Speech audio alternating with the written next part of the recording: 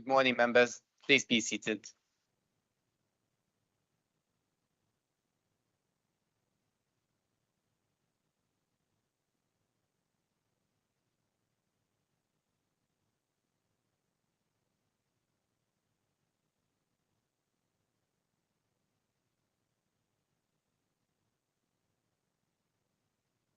Can you all hear me clearly? Excellent start. Is this any better? Excellent. Okay. Before we start the formal business of this council meeting, I would like to ask the Very Reverend John Dobson, the Dean of Ripon, to lead us into prayer.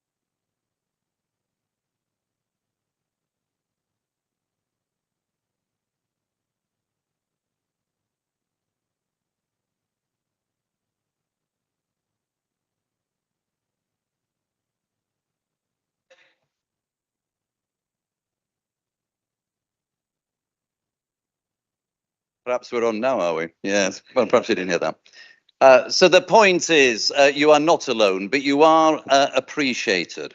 And it is important that you, good people, of course, do say what you think.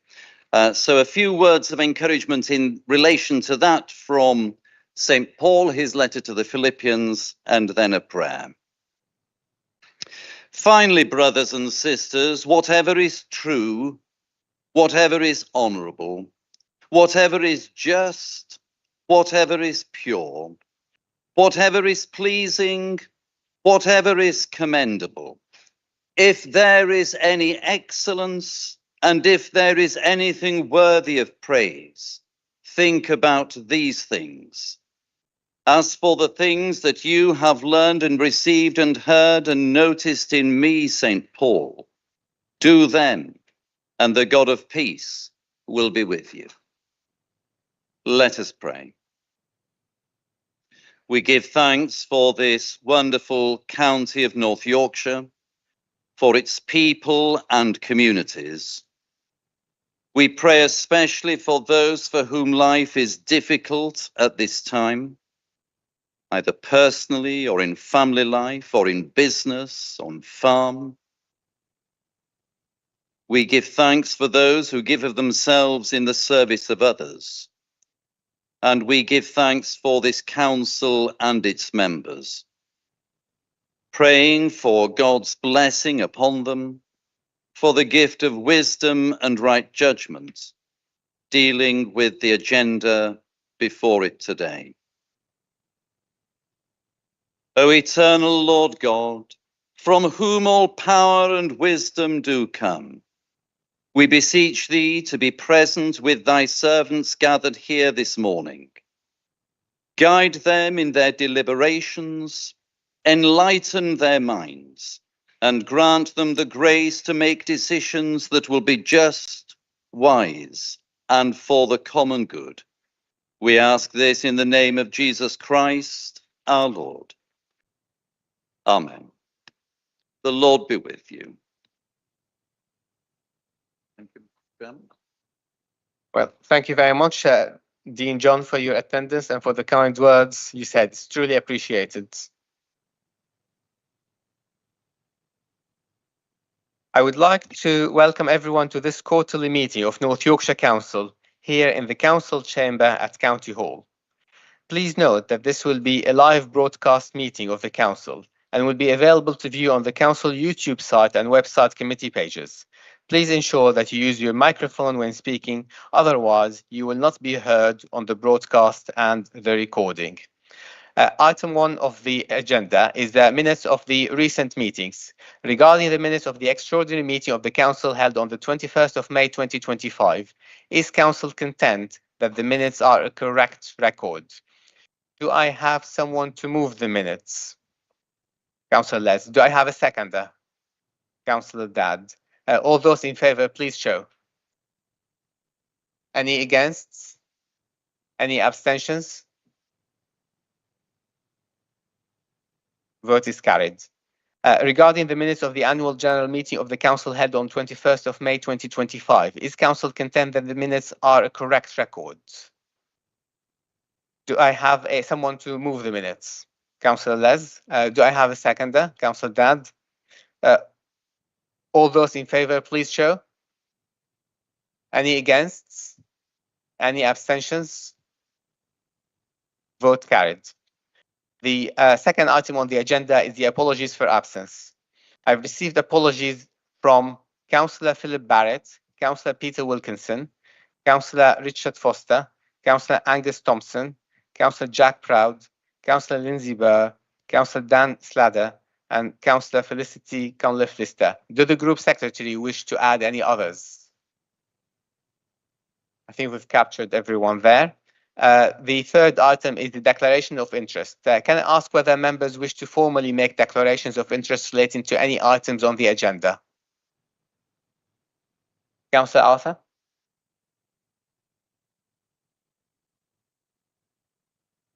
Thanks, Chair. It's just in the Executive Member for Highways and Transportation statement, 17A of the agenda. It's got this Transforming Cities initiative in there. So I work for Network Rail, who's involved with the project. So I'm declaring interest in that. Thank you, Councillor Arthur. Any other declarations of interest anyone would like to highlight? Through you, Chair, just to clarify that item 10, Council is going to be asked to approve a community governance review terms of reference, and that's going to be looking at reviewing a number of town and parish councils. It's not a disclosable pecuniary interest because if any member is a parish or town councillor, they're not getting paid for it unless things have changed since I last looked at the rules. So if members want to just declare by raising their hands if they are a member of a town and parish council that could be affected by the community governance review, we'll just make a note of it in the minutes.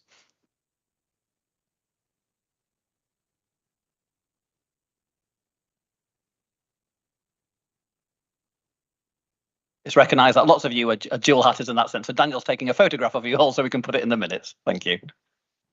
Excellent. That's very efficient. Thank you very much for that. And I believe there are no further declarations of interest. So we move to the item 4 on the agenda, which is the Chair's announcements. I would like to welcome the honorary aldermen and members of the public and press to this meeting, and also those who are viewing the live stream of the meeting on the website. Members will recall that the time limit for speaking on statements by the leader, executive members, or chairs of the scrutiny board and the overview and scrutiny committees is 2 minutes. The overall time allowed for questions and statement to the leader is 10 minutes. The overall time allowed for questions and statements to an executive member or chairs of the scrutiny board and the overview and scrutiny committees is 5 minutes, and the time limit for speaking on motions is 3 minutes. I ask members to be aware that the meeting is being recorded and what is on the screen of your phone or laptop may inadvertently be picked up. On a sad note, I have been informed of the recent passing of former County Councillor Les Parks, who served as County Councillor for the Harrogate Harlow ward from 2005 to 2009.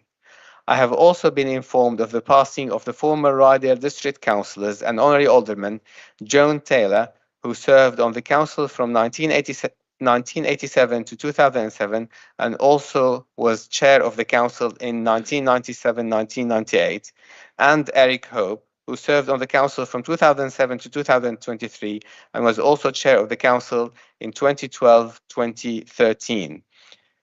May I ask you to stand for a minute's silence in their memory?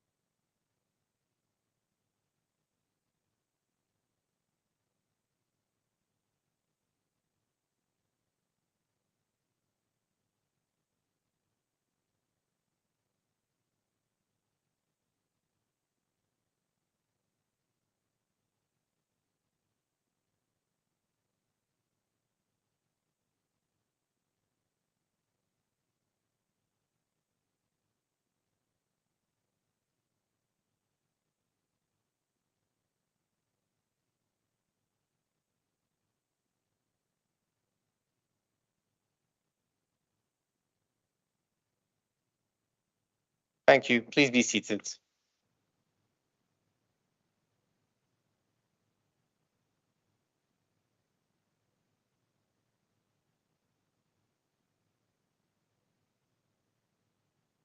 I would like to welcome the newly elected councillor for the Eastfield Division, Tom Seston, to his first meeting of full council. Welcome. Can I also welcome Orla Blake and Marley Carlisle, who are studying at King James School in Knaresborough. Thank you for joining us today, and I hope that you find attending this meeting beneficial. Welcome. I would like to report that thousands of people paid tribute to His Majesty's Armed Forces at Scarborough's annual Armed Forces Day celebration. It was a tremendous honor to open Scarborough's Armed Forces Day and to review the standards on such a special and moving occasion. During the same weekend, Scarborough's South Cliff Gardens was one of the winners in the European Garden Awards. The prize was in the category Management or Development of a Historic Park or Garden. So congratulations to them.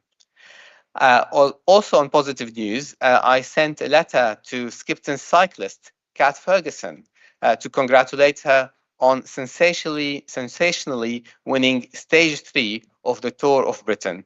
I highlighted that her overall record in the race and throughout her career are a source of pride to us all in North Yorkshire, and she is a shining example for young people in our county. As members know, Yorkshire Air Ambulance provides vital life-saving emergency support for people in our rural county. Having met with them recently and been impressed by the incredible work that they do to save lives, I'm delighted to announce that Yorkshire Air Ambulance will be the charity of the year. Colleagues will recall the cross-party shows of support that we had outside County Hall in recent years for both Craven Museum and York's Great British Railways bid. So today, we will be doing something similar. At the start of the lunch break, we will go outside to support the crucial work that the Yorkshire Air Ambulance does for our local communities. This will take place at about 12:30 when we break just before lunch is served. Therefore, as soon as we start the break, please make your way directly to the steps outside County Hall. As Councillor Katanak mentions at the start of the meeting he chairs, I look forward to a respectful debate between members today. Item 5 of business is the statement of the Leader of the Council, as at page 19 in your papers. Members of the Council may ask the Leader questions or make statements on any matters, whether or not raised in the Leader's statements. I now call on the Leader to make his statement. Thank you, Chairman, and good morning, members. I've got very little to add to my statement, other than, I suppose, the final paragraph about the fairer funding review. The Chief Executive and I, as I say, went down to London to speak with our parliamentarians. I would just like to thank them publicly for the useful discussions that we did actually have with them, and the willingness to work with us in actually putting our views to government as part of the consultation for the fairer funding review. With that, Chairman, I know I have 2 questions in advance. I'll be happy to take them. The first of those 2 questions is from Councillor Steve Mason. Over to you. Thank you, Chair. Following the recent seminar, I must congratulate the officers on the very thorough and reassuring policies to protect children from exploitation in North Yorkshire. But at that meeting, we were told by officers that the transition between primary and secondary school is a crucial period, and maintaining peer groups is very important to avoid isolating individuals from established friends groups. Having heard from numerous parents that their children are being forced apart from their long-standing peer groups, and some having to travel alone without friends around them into a significantly unfamiliar environment, I believe officers have highlighted an issue that is concerning.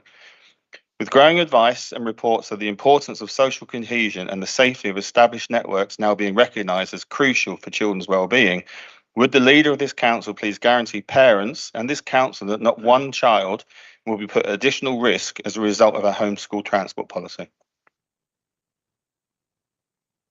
Thank you, Steve, for your question.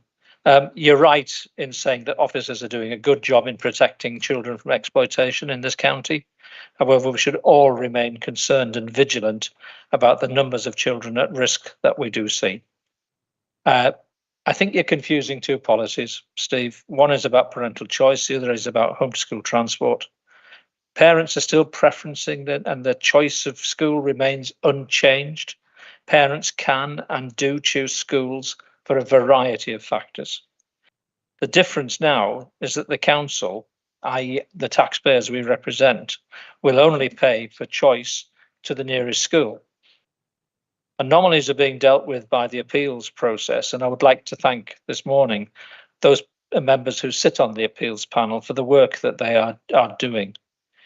We've also increased our support to the most vulnerable children in the county by increasing the eligibility of home to school transport mileage for those on free school meals, effectively making sure that those on the lowest incomes have choices of transport to secondary schools. I'm assured by officers that our home to school transport policy is not a factor in the exploitation that we see.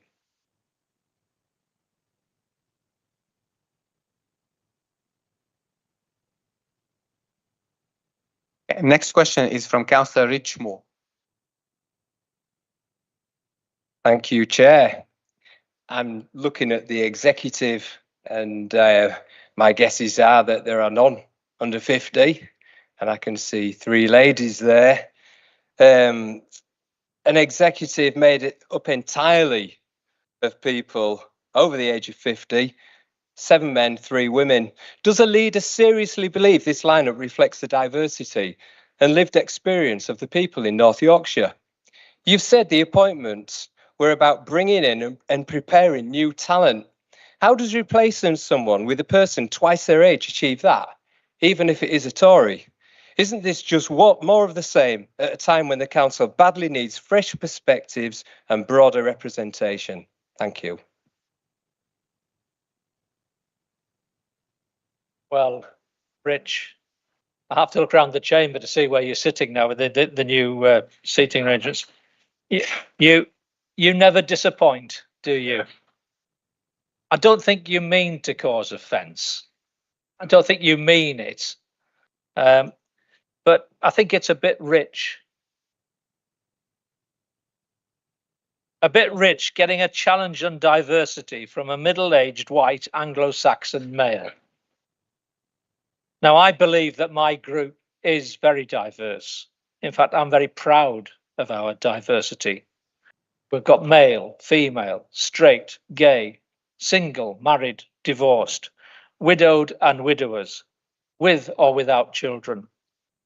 We've got Eastern European connections. We've got Middle Eastern connections, various other ethnic connections, including Yorkshire. And we've got all age groups. It seems like others, you're obsessed with the executive posts in the council. Executive is only 10% of this council. Look at the other roles and look who's filling them. Scrutiny, area committees, champions. Rich, you must never confuse age with ability or the lack of ability at either end of the spectrum. And gender should be no barrier to progression. Neither should it be a high-speed lift. The truism that to progress, we need spaces to fill. It's always easier to appoint than it is to disappoint. It's the leader's decision. It's my decision. And as in business and in other organisations I've been connected with all my life, I always want to give people the opportunity to serve. Thank you, Councillor Les. I have 2 more questions from Councillor Steve Shaw-Wright first, and hopefully we'll have time for Councillor Haslam's question shortly after. Just a quick question to the leader, but just to clear up any issues that just because Rich has moved to sit next to the Labour group, we have yet to become the Labour and Independent Associated left-wing people. although he would be welcome back into the fold. I know we'll get there eventually, and no way would I wish to insult anybody in the executive due to their age, female or otherwise, married or otherwise, and anything else you mentioned, because most of them, apart from being gay, refer to me. I would just like clarification that the council has got no intention whatsoever of purchasing the Grand Hotel in Scarborough.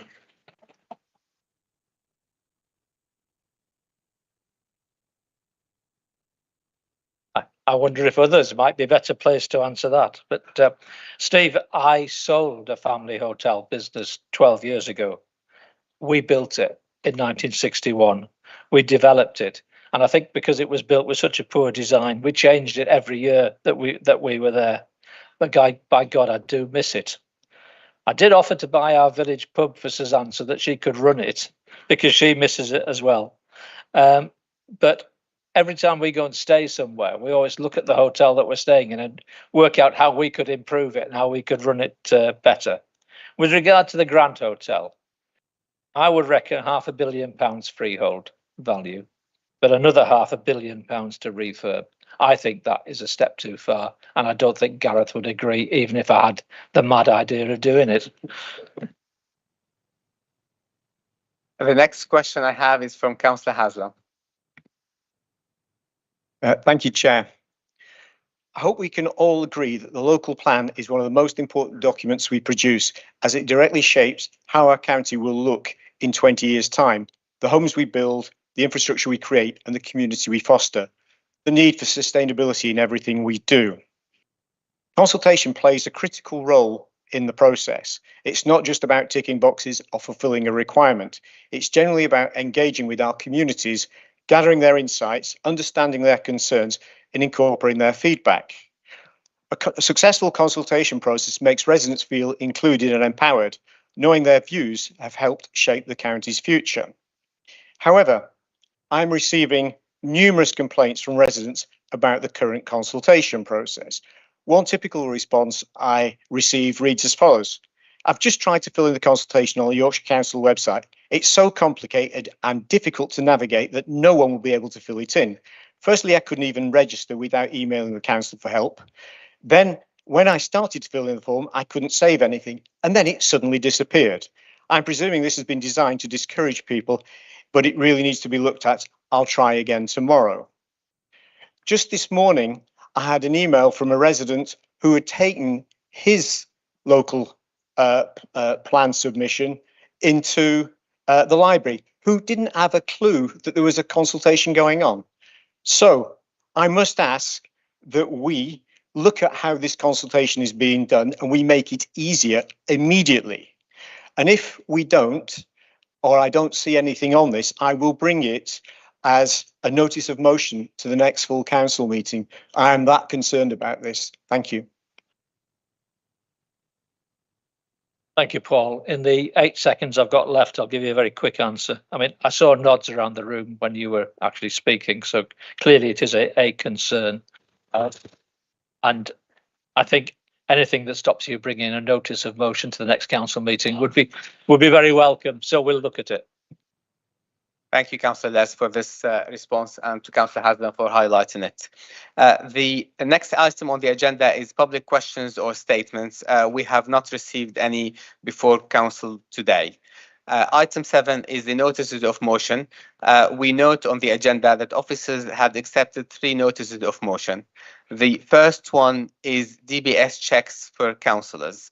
I have given this a lot of thought and concluded that this motion should be considered now and debated today. So I call upon Councillor Kevin Foster to propose the motion at page 3 of the agenda, and you have 5 minutes to speak. Okay, thank you very much, Chair. It was a while ago that I actually asked the Chair of Scrutiny to actually send this to a board. I'm unaware at the moment that that happened. I didn't see an invitation to the scrutiny. I haven't seen any minutes to see that happen. So I brought it to motion. I'm happy to debate it today. I think as councillors, I was surprised that we don't have DBS checks. I know it's not statutory. I know you don't have to do it. Other councillors have done it. There's lots of things. There is a change of thought. The government are actually talking about this. But for me, we are in a position of trust and we should be open and honest. And I don't see what's wrong with doing a DBS check. I've got nothing to hide. I'm quite happy to do it. And I'm even happy to pay for it if it's done on me out of my allowance. So just let's be honest, open with the public so we can have a little bit of scrutiny before you take seats in the future. This is future proofing what councillors do. So it's open and honest. Everybody knows what they've done. And the scrutiny, the reason that I would recommend this to scrutiny, I wanted to recommend the scrutiny, was so scrutiny can dig at it. What are the 2s and 4s against it? So that's where I am. I hope you support the motion and let's just get a DBS check so the public can see. Thank you. Thank you, Councillor Foster. I call upon Councillor Warnican to second the motion. And if you wish to speak now, you have 3 minutes.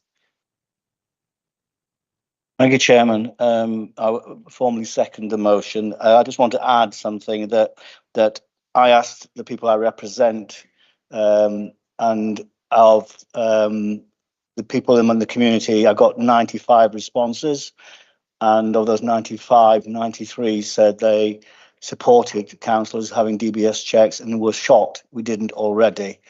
So I don't want to protract this debate. So if I formally second it and hope that members go along with it. Thank you. Thank you, Councillor Warnican. I've got a number of speakers who wish to speak on this. Councillor Jordan.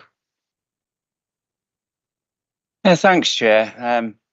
With the benefit of hindsight, I should have asked this question, but I'm going to. What happens if we fail it? I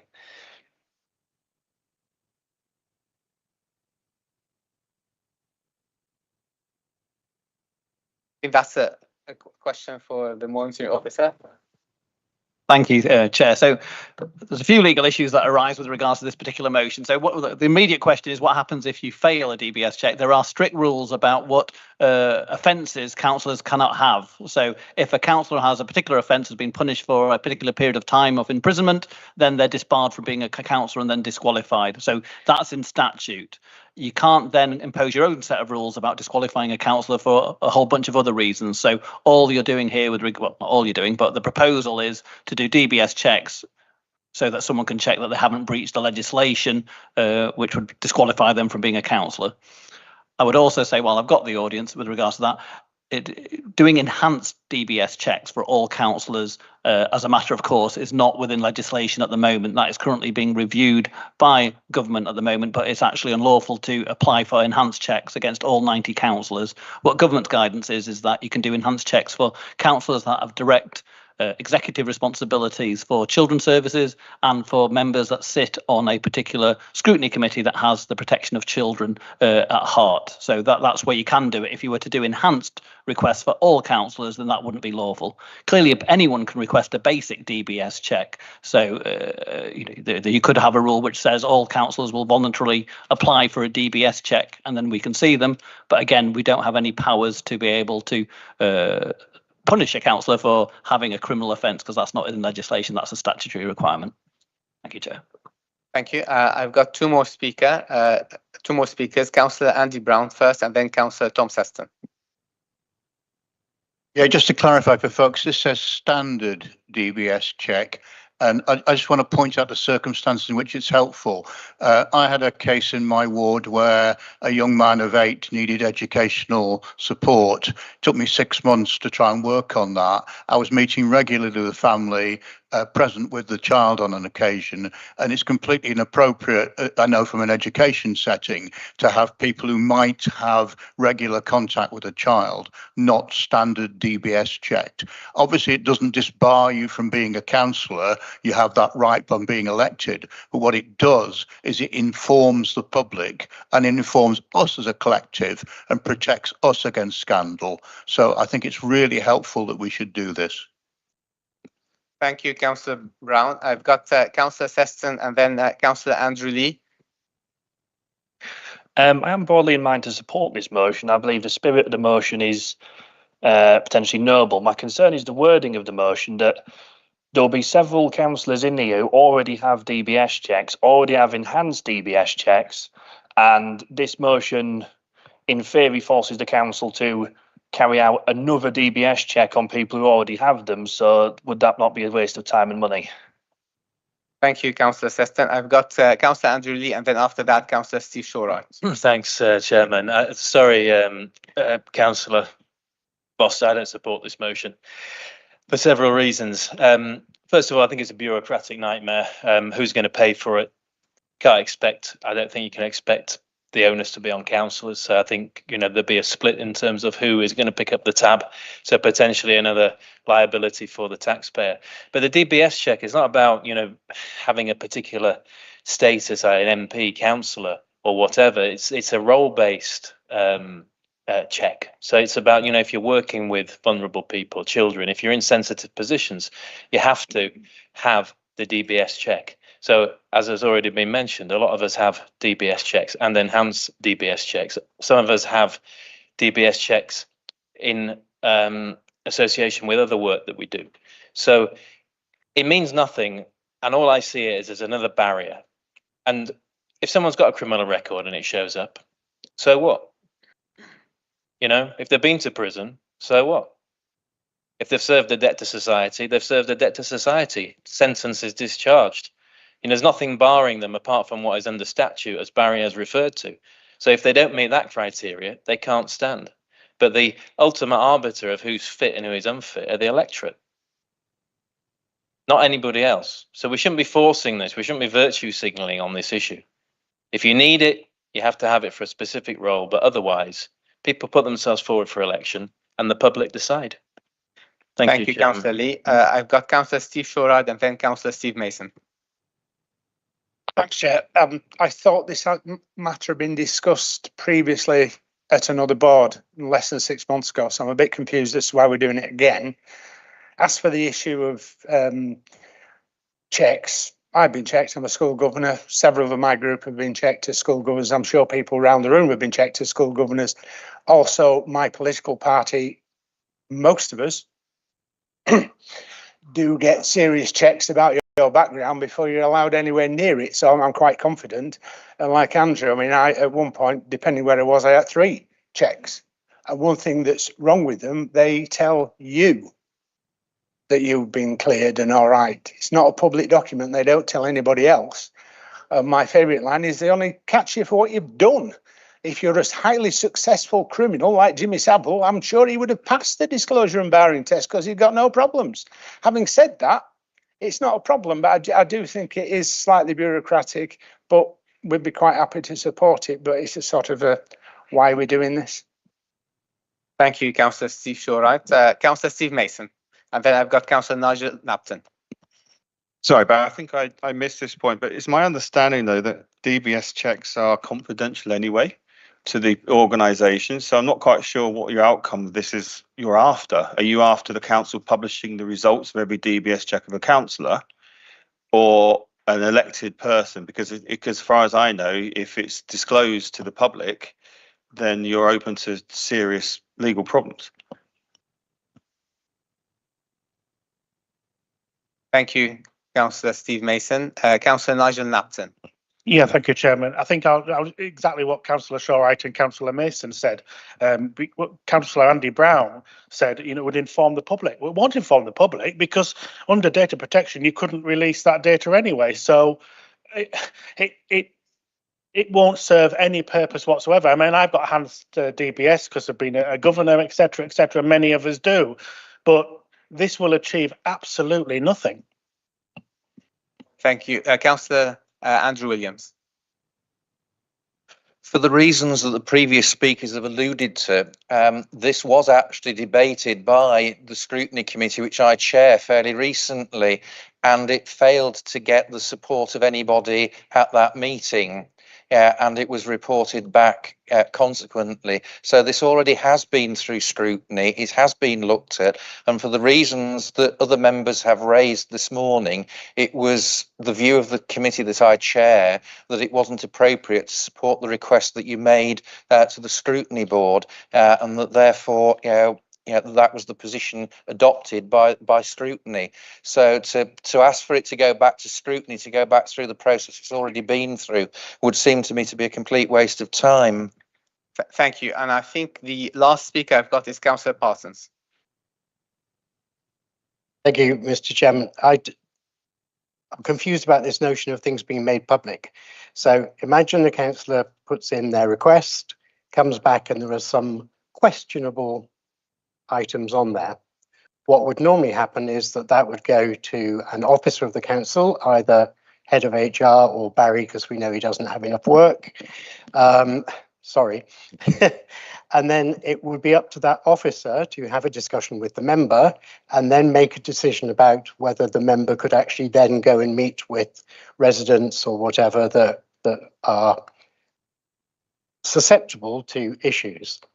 That puts a huge onus on officers to decide whether a councillor can be trusted or not. I don't think that's terribly fair. They don't have to at the moment, and I don't think they should have to in the future. Thank you, Councillor Parsons. Councillor Kevin Foster, would you like to exercise your right of reply? Yeah, I'd just like to, I don't know if I can ask the question, but the partnership and scrutiny that I was on recently did not discuss DBSs. I think it discussed the motion that I've withdrawn. I'm not sure if that's true. I can't remember being on that. I sit on that committee, the one you chair, so I'm not sure if you've got the right one. It's just a check for councillors, not to hold people up in public. It's just a check so officers can see what's going on, and the officers then could say this doesn't make the right conditions for this council to be in and action be taken. It's a safe check for the council. I've heard the arguments. I know my public was saying they were shocked that they didn't have them. I'm unaware of any of the minutes I've not read. I accept I might have missed them, but I think councils should do a basic check. It says standard check. I really don't see the problem. I've got nothing to hide, and I'll leave it there. Thank you, Chair. Thank you, Councillor Foster. With that, we now move to the vote. Can I ask for those who are in favour of the motion to raise their hands? Those in favour of the motion.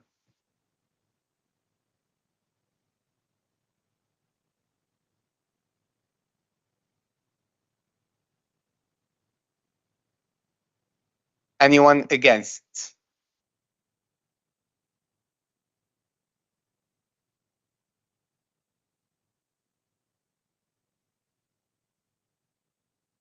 Any abstentions?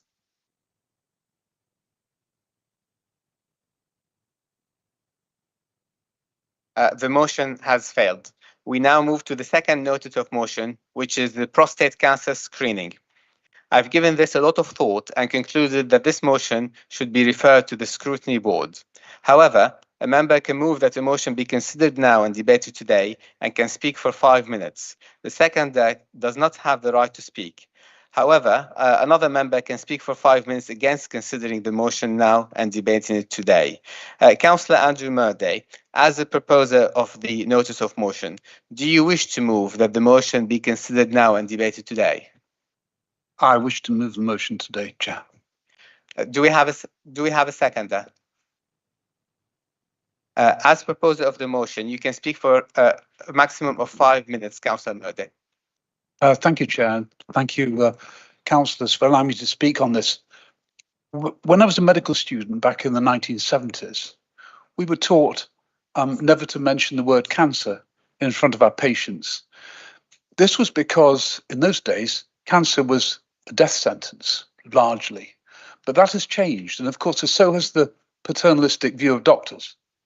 And of course, it's really important for patients to know the whole information about their medical condition. My motion asks just two simple things. The first is that the council writes to the Secretary of State supporting the idea of a screening programme for males over the age of 40, in particular those with a high risk of prostate cancer, to undergo a screening test with PSA, which is the prostate-specific antigen, which is a very good, not foolproof, but a very good screening test to see whether patients should go forward for further investigation. But things have changed in cancer since the 70s. We now have screening programs, and we also have lots of better treatment. In 2009, when I emigrated from Scotland to North Yorkshire, I changed GP, and I went to my GP and they did a routine screening test, which included a test of my urine. I was completely asymptomatic. I had some blood in my urine. Subsequent tests showed that I had really what was quite advanced prostate cancer. Now, fortunately for me, not necessarily for all of you, I had surgery, I had radiotherapy, and 15 years later, I'm fit and well. Nothing a little Ozempic wouldn't sort out, I'm sure. But my point is this, that if something like 52,000 people, men every year, suffer from prostate cancer, currently, a quarter of those people will die. 12,000 people a year will die from prostate cancer. The main problem is that it's very largely asymptomatic until it becomes too late to treat it adequately and to cure the disease. So a screening program makes a massive difference to the outcome for people with prostate cancer. It's a really simple prospect to make people aware of prostate cancer, aware that they can have screening. It's a very cheap program to have a blood test. And giving people the knowledge that they can have that screening test will make a huge difference and will actually, this is something that the council can do that will save lives. So please consider this motion, and I understand that you wish to send it to scrutiny. I don't think that'll serve any purpose. I don't think there's any counter argument to having a screening program and to providing what would be free, because the notices that we can put in all our public places are free from Prostate Cancer UK. It has no cost, very minor administrative cost. And I don't think there's any particular purpose in it going to oversight and scrutiny. And I hope the council will consider passing this motion today. Thank you, Chair. Thank you, Councillor Murday, for this and for explaining why you believe that the motion should be considered today. Would any member wish to speak in opposition on why the motion should be considered today? And they have 5 minutes. I think I saw Councillor Michael Harrison. Yes, thank you, Chairman. You said that your preference was for scrutiny to look at this, and actually I find it a bit disrespectful for the proposer to say that scrutiny wouldn't add any value. As an executive member, I value scrutiny, looking at things, and in some respects, the first motion that we did debate today, on the face of it, you would think it was quite a benign motion, and actually, as we debated it, it turned out there was a lot more issues for people to discuss, and that an informed debate would be the best thing. We employ public health consultants in this council, and I value their input tremendously. And interestingly, Prostate Cancer UK's campaign is not asking for a national screening programme because it recognises that with the current technologies available, population level screening for prostate cancer is not recommended on the balance of benefits. So actually, I would welcome the opportunity for my public health team to discuss the issue with scrutiny and then come back with an informed position that this whole council could support. So I'm not saying I'm against the motion. I just think there is benefit in sending it to scrutiny to be debated fully with public health input. Thank you, Councillor Harrison. We are at the moment debating, obviously, whether the motion should be considered now. And as per the rules of the Constitution... No, I have it rise on a point of order, Chair. Just one second. Let me just finish the point. As per the rules of the Constitution, we've got one speaker, Councillor Murday, who spoke in favour of debating the motion today. Councillor Harrison explained why he believes that the motion should not be debated today. So subject to any point of order that Councillor Andrew Williams got, I will be, after that, moving to the vote. Councillor Andrew Williams. Yeah, I'd like clarity from the officers, please, as to why this motion is on the agenda paper at all, because I understand that our constitution was amended so that issues which are not within the behest of this council should not be debated by it. And a national screening programme is not in the behest of this council. So therefore, that aspect of the notice of motion should not be before us today.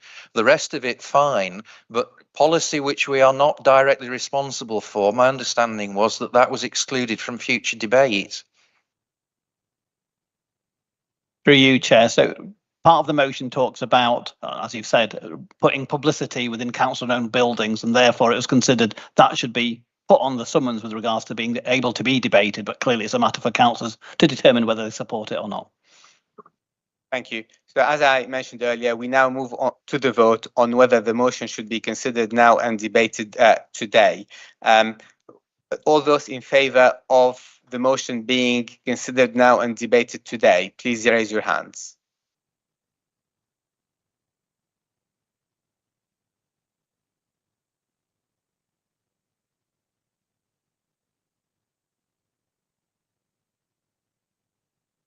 Anyone against?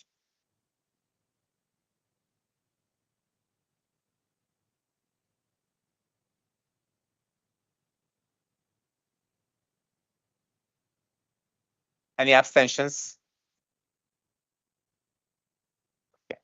So the motion to consider the issue today has failed, which means that it will be referred to the scrutiny board when they will now be moved and seconded without comment. So Councillor Andrew Murday, can I ask you to move that formally? Thank you, Chair. I just say that I support Michael Harrison's view that the Oversight and Scrutiny Committee do have a huge role to play in the council business. But and I didn't mean any insult to Oversight and Scrutiny on that basis. Yes, I move that this goes to the Oversight and Scrutiny Thank Committee. you. Councillor Andrew Timothy, would you like to second the motion for Councillor Andrew Timothy? Councillor Andrew Timothy, would you like to formally second it? Excellent. The motion is now referred to the scrutiny board.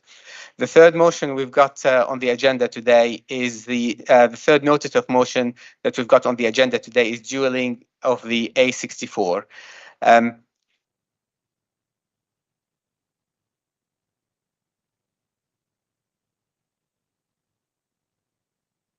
Just trying to find it.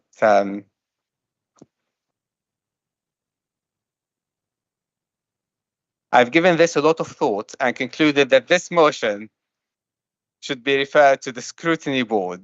Having said that, a member can move that a motion be considered now and debated today and can speak for 5 minutes. The seconder doesn't have the right to speak. However, another member can speak for 5 minutes against considering the motion now and debating it today.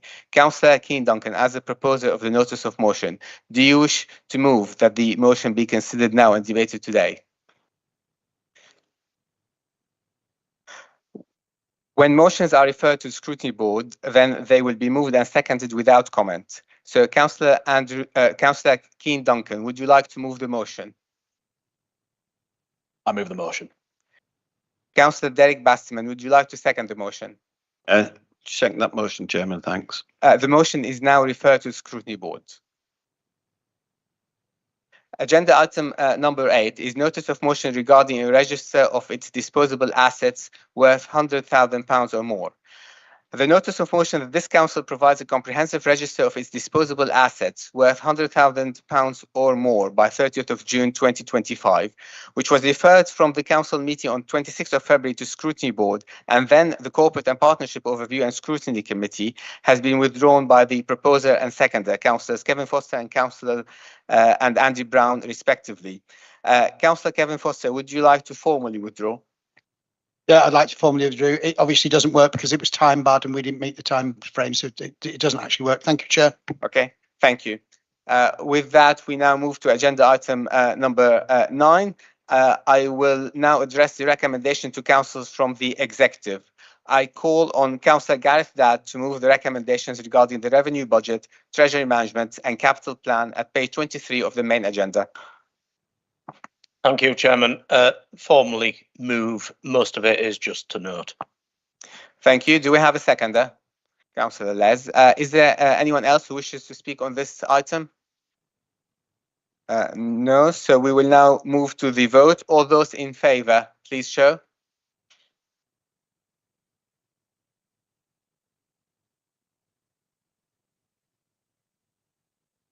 Any against? Any abstentions? The vote is carried. Agenda item number 10 is the terms of reference for acceptance of a county-wide community governance review. I call on Councillor Clive Pearson to move the recommendations regarding the county-wide community governance review at page 29 of the main agenda. Thank you, Chair. I move that motion. Do we have a seconder? Yes, I'll second that, Chairman. Is there anyone else who wishes to speak on this item? Councillor Monica Slater. Thank you, Chair. I just really wanted to raise an issue which I raised in the Standards and Governance Committee meeting at the time, which is that this process hasn't been sort of a formal process, in that some parishes have come forward and said, would you please consider changing either the boundary or the consistency of their parish, rather than a formal invitation having gone out from North Yorkshire to all parishes, inviting them to come forward. I realise obviously there's a limited amount of officer time, there's a limited time between now and 2027, so I approved the list that we had, but I would like to see going forwards a more formal process to make sure that all parishes are aware that this is available to them, and know that the deadline by which they need to apply for the next set of elections. Thank you, Councillor Slater. Anyone else wishes to speak on this agenda item? No. Councillor Pearson, would you like to exercise your right of reply? Let's just say a few things. Our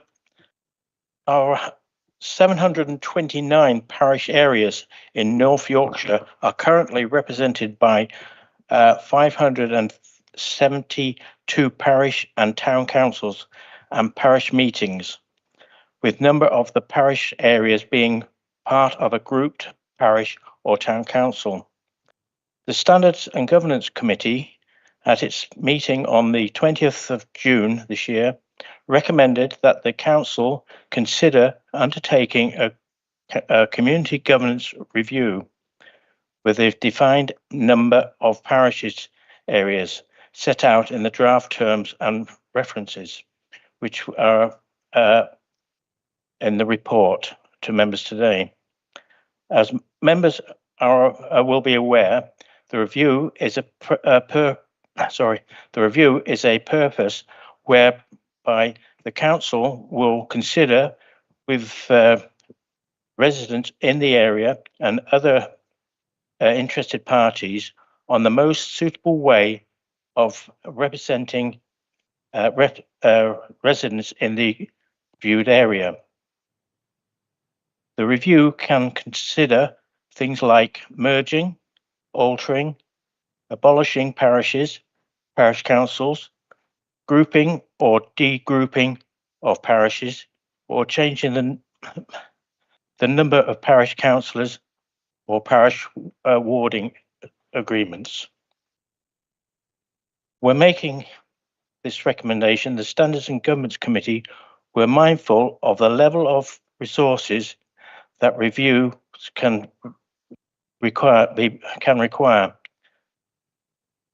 For this reason, the committee are recommending a limited scope review, but with some flexibility in that if further requests from a review from other parishes areas come forward, that the authority be delegated to the Assistant Chief Executive Legal and Democratic Services to consider whether these requests should be incorporated in the review and terms of reference amended accordingly. Any exercise of this delegation would also have to be mindful of the available resources. As far as the timing, when the review would need to complete it is 2026 and would be implemented for the May 2027 elections. As members will be aware, we are expecting a local government boundary commission for England to be published its final recommendations in relation to North Yorkshire Council divisions patterns and any subsequent amendments to parish councils warded boundaries impact by its final recommendations on the 2nd of September this year. With this in mind, the Standards and Governance Committee recommend that the review of parishes be commenced after the date and that the authority be delegated to the Assistant Chief Executive Legal and Democratic Services to aim the terms of the reference in the event that the Local Government Boundary Commission final recommendations have a direct bearing on any area proposed to be a subject of the review. Thank you, Councillor Pearson. Just for completeness, does anyone else wish to say anything at all in relation to what Councillor Pearson has said? No. So we will now move to the vote. All those in favour, please show. Any against? Any abstentions? The vote is carried. Agenda item number 11 is the annual report of the Police and Fire and Crime Panel. I call on Councillor Tim Grogan to move the recommendations regarding the annual report of the Police, Fire and Crime Panel at page 46 of the main agenda. Thank you, Chairman. Can I just congratulate you on that tie you're wearing? I think it's an MCC tie, or to celebrate England's victory at Lord's. Sorry, are we on? Are we on?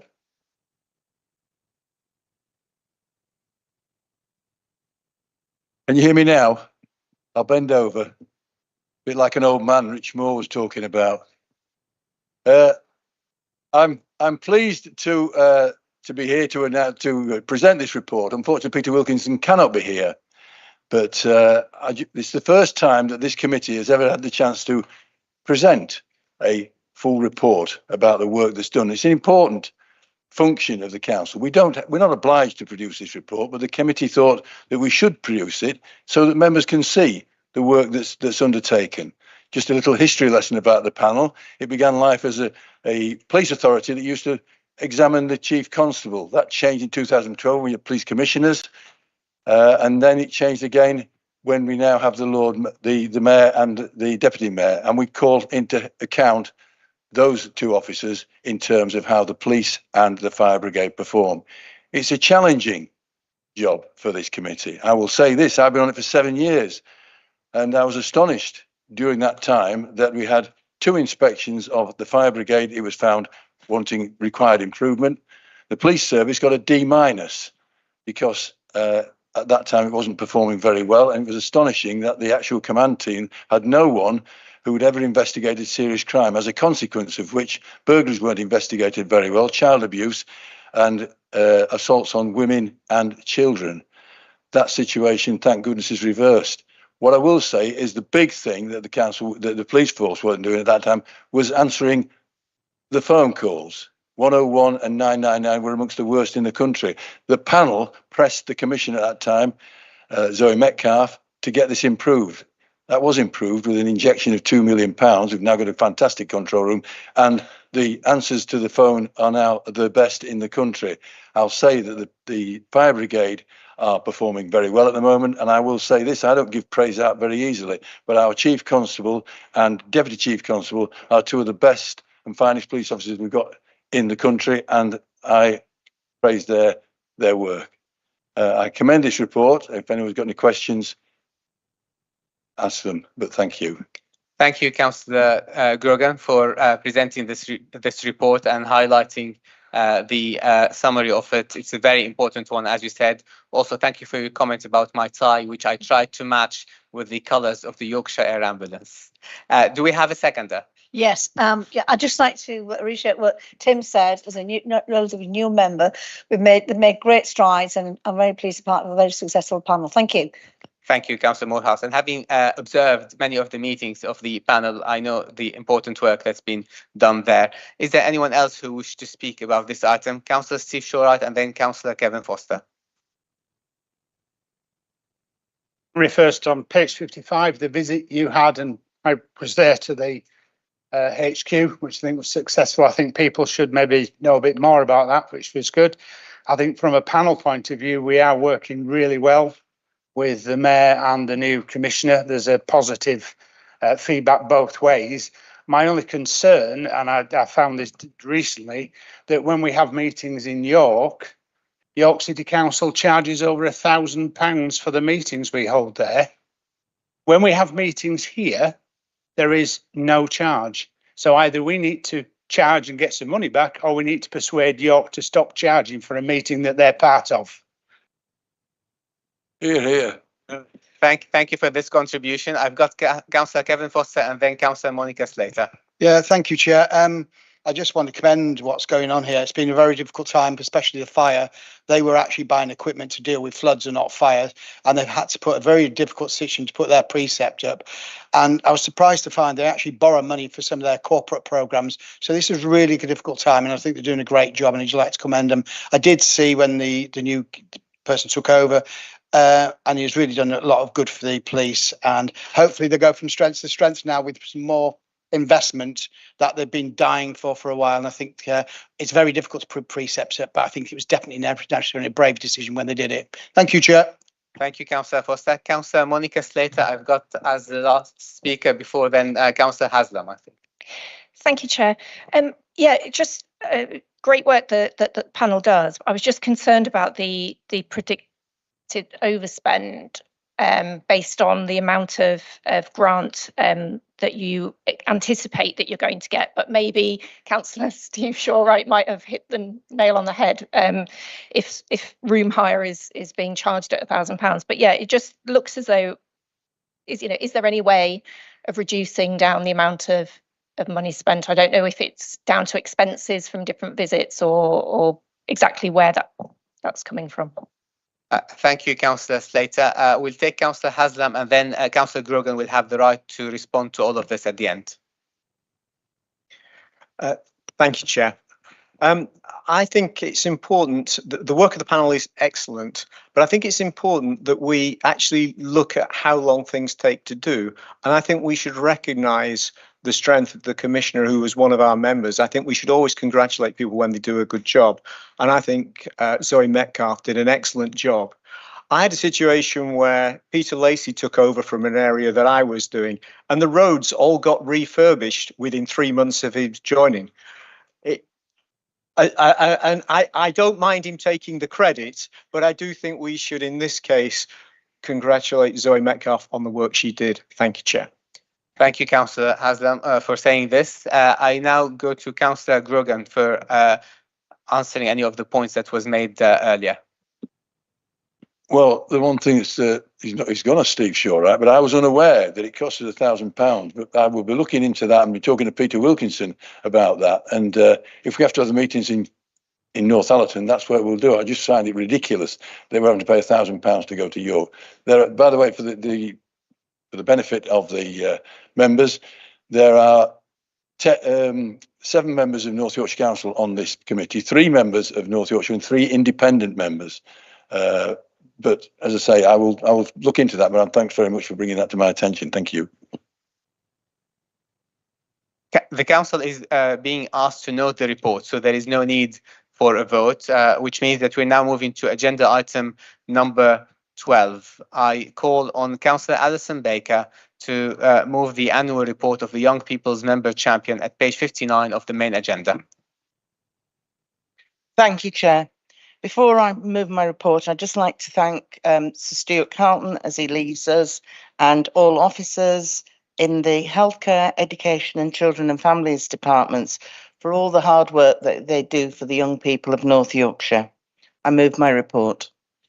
Thank you, Councillor Baker. Do we have a seconder for this? Councillor Goodrick. Anyone wishes to speak? I've noted that there is Councillor Bryn Griffiths who wishes to speak on this. Anyone else is intending to speak? Over to you first, Councillor Griffith. Thank you, Chair, and thank you for the report, Councillor Baker. I refer you to the last paragraph of the report, of your report, on page 66, where you state that there are 6,000 people diagnosed with autism in this county. So how many children in North Yorkshire are waiting for an autism assessment? And how does this compare with other councils' assessments performance? And thirdly, what is being done to address the imbalance in diagnosis between males and females? I realise this has just come to you like this. A written answer will be fine, but those are about 3 questions. Thank you, Councillor Griffith. I will first move to Councillor Caroline Goodrick. She wishes to speak on this, and then I will go back at the end to Councillor Baker to respond to any points that she would like to. Thank you, Chairman. I just want to endorse what Councillor Baker said about the work that's done in children and families and our schools division. And actually, I'm really pleased because Alison's done a sterling job being the representative for Young Persons Champion. So I'd like to thank her for all her hard work. Thank you, Chairman. Thank you, Councillor Goodrick. With no one else wishes to speak, I will move to Councillor Baker if she wants to reply to any of the points made. Thank you for your question, Councillor Griffiths. I appreciate if I had if I had notice, I could have given a reply. But I actually think it's outside my remit. I think that probably lies within the children's services. So perhaps you could refer it to the executive member for children's services. Thank you. Thank you very much for this. The council is being asked to note the report, so there is no need for a vote. The next item is next item on the agenda is number 13. I call on Councillor Caroline Dickinson to move the annual report of the Older People's Members Champion at page 67 of the main agenda. Thank you, Chair. I would like to move my report, which was circulated to members earlier in the year, and also to thank Carly Walker and Helen Carmichael for all the work that they're doing with the age-friendly communities. Thank you, Councillor Dickinson. Do we have a seconder? Councillor Baker. Is there anyone else who wishes to speak on this agenda item? I've got two hands. Councillor Monica Slater, I saw first. Thank you, Chair.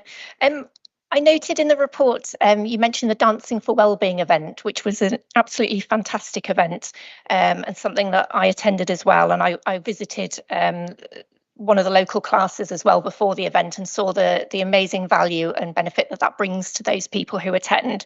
So thank you for highlighting that. But I did notice that you obviously expressed a desire for that to be an annual event. I don't know if the councillor is aware, but a number of councillors gave locality budget money to help support that event.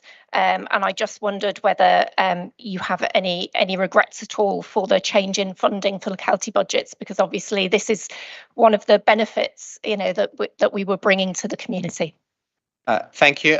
Councillor Dickinson will have the right to reply at the end, but I think I've got Councillor Hannah Goslow who wishes to speak as the last speaker, because I can't see anyone else wishes to speak on this project, on this item. Thank you, Chair. Given the impact of the severe winter weather earlier this year that had a disproportionate effect on older people, many of whom couldn't leave their homes, can the Champion for Older People tell me what input they had in the North Yorkshire Council review, because I think it would be valuable. Councillor Dickinson, would you like to say anything in response to the two contributions we've just heard?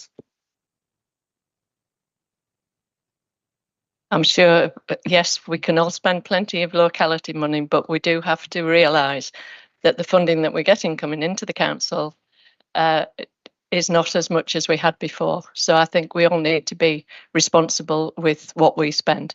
But if we all join together and each put something in, then I'm sure we could arrange another annual event, because it was a fantastic event, and I would like to see older people from all over North Yorkshire be invited to something like that. With regard to the winter fuel, there was lots of things going on in different things within the public health and the age-friendly communities to try and help people during that time. And it is something that I am very much aware of, and that was why I wanted to put it in my report to make people realise that this was happening, and that we need to find those people that are vulnerable and isolated to make sure that they're safe. Thank you, Councillor Dickinson. Before we note the report, can I just read the final few words on the last page of this report, because I thought they were very appropriate. Life is short, time is fast, no replay, no rewind. So enjoy every moment as it comes, and remember, a smiley day keeps the gloom away. So as council is being asked to note this report, there is no need for a vote. Item 14, I call on Councillor David Hugel to move the annual report of the Climate Change Member Champion at page 75 of the main agenda. Yeah, thank you, Mr. Chairman. We're getting up to a year of me being in post. I've enjoyed every minute. It's been absolutely fantastic. Typical week. Monday, I was in the Combined Authority chairing meetings with climate change people there and a farmer group as well. Yesterday, interesting place. I went to the North Yorkshire Water Sports, not to partake, but to meet farmers again and environmental people. My next venture, middle of next week, fills me with some trepidation where I might be going to be sharing a bunk barn with Councillor Paul Haslam. So I'm a little bit scared about that one, but I'm sure it'll be fine. But it's just worth on climate change, and it's a question I was asking. It came to light after the recent local government elections. Is what is this costing? What is climate change costing councils? There are certain parties wanting to get rid of this sort of thing, but I've just been sent a note for regarding external funding that our hard-working climate change team have brought into this authority. It's absolutely staggering what they brought in. I'm just going to put send some figures out. EV delivery via levy funding, 8.1 million. The net zero devolution deal, 7.6 million. Shared prosperity funding for community climate action, 2.2 million. The business sustainability fund, 1.8. Warm Homes Social Housing Fund, 21.9. These are all millions, remember. Warm Homes Local Grant, 5.9. Active Travel in England, 1 million. Bus service improvements, 3.5 million. And the Craven Empty Homes Project, 400,000. So it's fantastic what is happening. And well done, those officers. That's all I want to say, and I'll move the report. Thank you, Councillor Hugo. Do we have a seconder for this report? Councillor Peacock. And I also believe that you've got a contribution to make. I've got also Councillor Richmore, Councillor Peter Lacey and Councillor Paul Haslam who wish to speak on this item, and then Councillor Steve Shorewright. So we start with you, Councillor Peacock. It's actually just on active travel. A few days ago, I think it was, when we were on a Teams meeting, and one of the things I raised was we came to active travel, and to me, I was asking that the North Yorkshire Moors and the Yorkshire Dales National Park could actually work also with North Yorkshire Council, because mentioning £1 million, well, I mean, this is the sort of thing that we should be joining forces rather than doing our own thing, probably down the same line. And so actually our officer, Carl Battersby, did say that on their next meeting with the national parks, this would be introduced. It's so important that when we're having to try and save funding in here, that when we can work together for the same purpose, that we do. So it's on active travel. It's the in thing at the moment across the national park. So I'd like to see that coming forward and working more with our own council. Thank you, Councillor Peacock. I welcome those comments, particularly as a member of the North York Moors National Park Authority. Councillor Richmore. Thank you, Chair. I would have liked to see our climate champion mention something about the fracking application in Burniston. Given your role as a climate lead, I would like to ask, why was this omitted in the report, despite it being one of the most contentious fossil fuel proposals in the region this year? Are you aware that this proposal has drawn strong public opposition, including from local councils and residents, being described by experts as a potential loophole around the fracking ban? So would you agree that the project raises significant climate and environmental concerns and therefore merits inclusion in any climate report claiming to reflect major local developments? Thank you. Thank you, Councillor Moore. I've got Councillor Peter Lacey first and then Councillor Haslam. Thank you very much. I just want to mention climate mitigation. We're obviously very keen on reducing risks to future climate, but climate mitigation is also important, and point out that in 2022, there were likely around 3,000 excess deaths largely in care homes amongst older people due to heat. We've had, I think, 3 now, unprecedented 3 heat waves before the middle of July. So I'd just like to invite the climate champion to consider that issue, climate mitigation. I know that officers in adult social care are aware of the issue, but it would be good if you could sort of, take a look and engage in that. So thank you very much. Thank you for this comment, Councillor Lacey. Councillor Haslam and then Councillor Shorart. Thank you, Chair. I had trepidation when I was considering moving away from the party opposite, and I was concerned about losing this particular role. However, I've got to say that David, Councillor Dougal, has brought a dimension I could never have brought to this role involving the farmers. The farmers and land use is absolutely critical to North Yorkshire's success if in terms of food security, in terms of climate change, including and a better world, in my opinion. So I'm delighted to see what he's contributed. I also enjoyed some of the trips to farms that he's taken me on, and I've learned some new experience. So I am very grateful that and believe that the climate champion is a safe pair of hands. But yes, we can all go further and we can all learn more. Thank you, Chair. Thank you for your positive contribution, Councillor Haslam. Councillor Shorart. And then Councillor Steve Mason. Thanks, Chair. I did have a relatively recent meeting with farmers, which will go down over there somewhere. But they didn't discuss climate change with me. What I wanted to say was we've heard a couple of times this morning that we don't get as much money as we used to do. Yet we've just heard from the climate change champion, and roughly adding up more than 45 million of additional funding from this Labour government, which sort of wipes out the 15 million we might have lost. Thank you. Thank you. Thank you, Councillor Steve Shorart, for highlighting this. And I believe I was at the meeting you were referring to earlier. Councillor Dadd, is that something relevant specifically? Point of order, I just want to clarify the figure. It's actually 52.4 million still. Even better. Councillor Steve Mason. Thank you, Chair. There's 2 points to this. I noticed in your report you talk about equalities and climate change as well.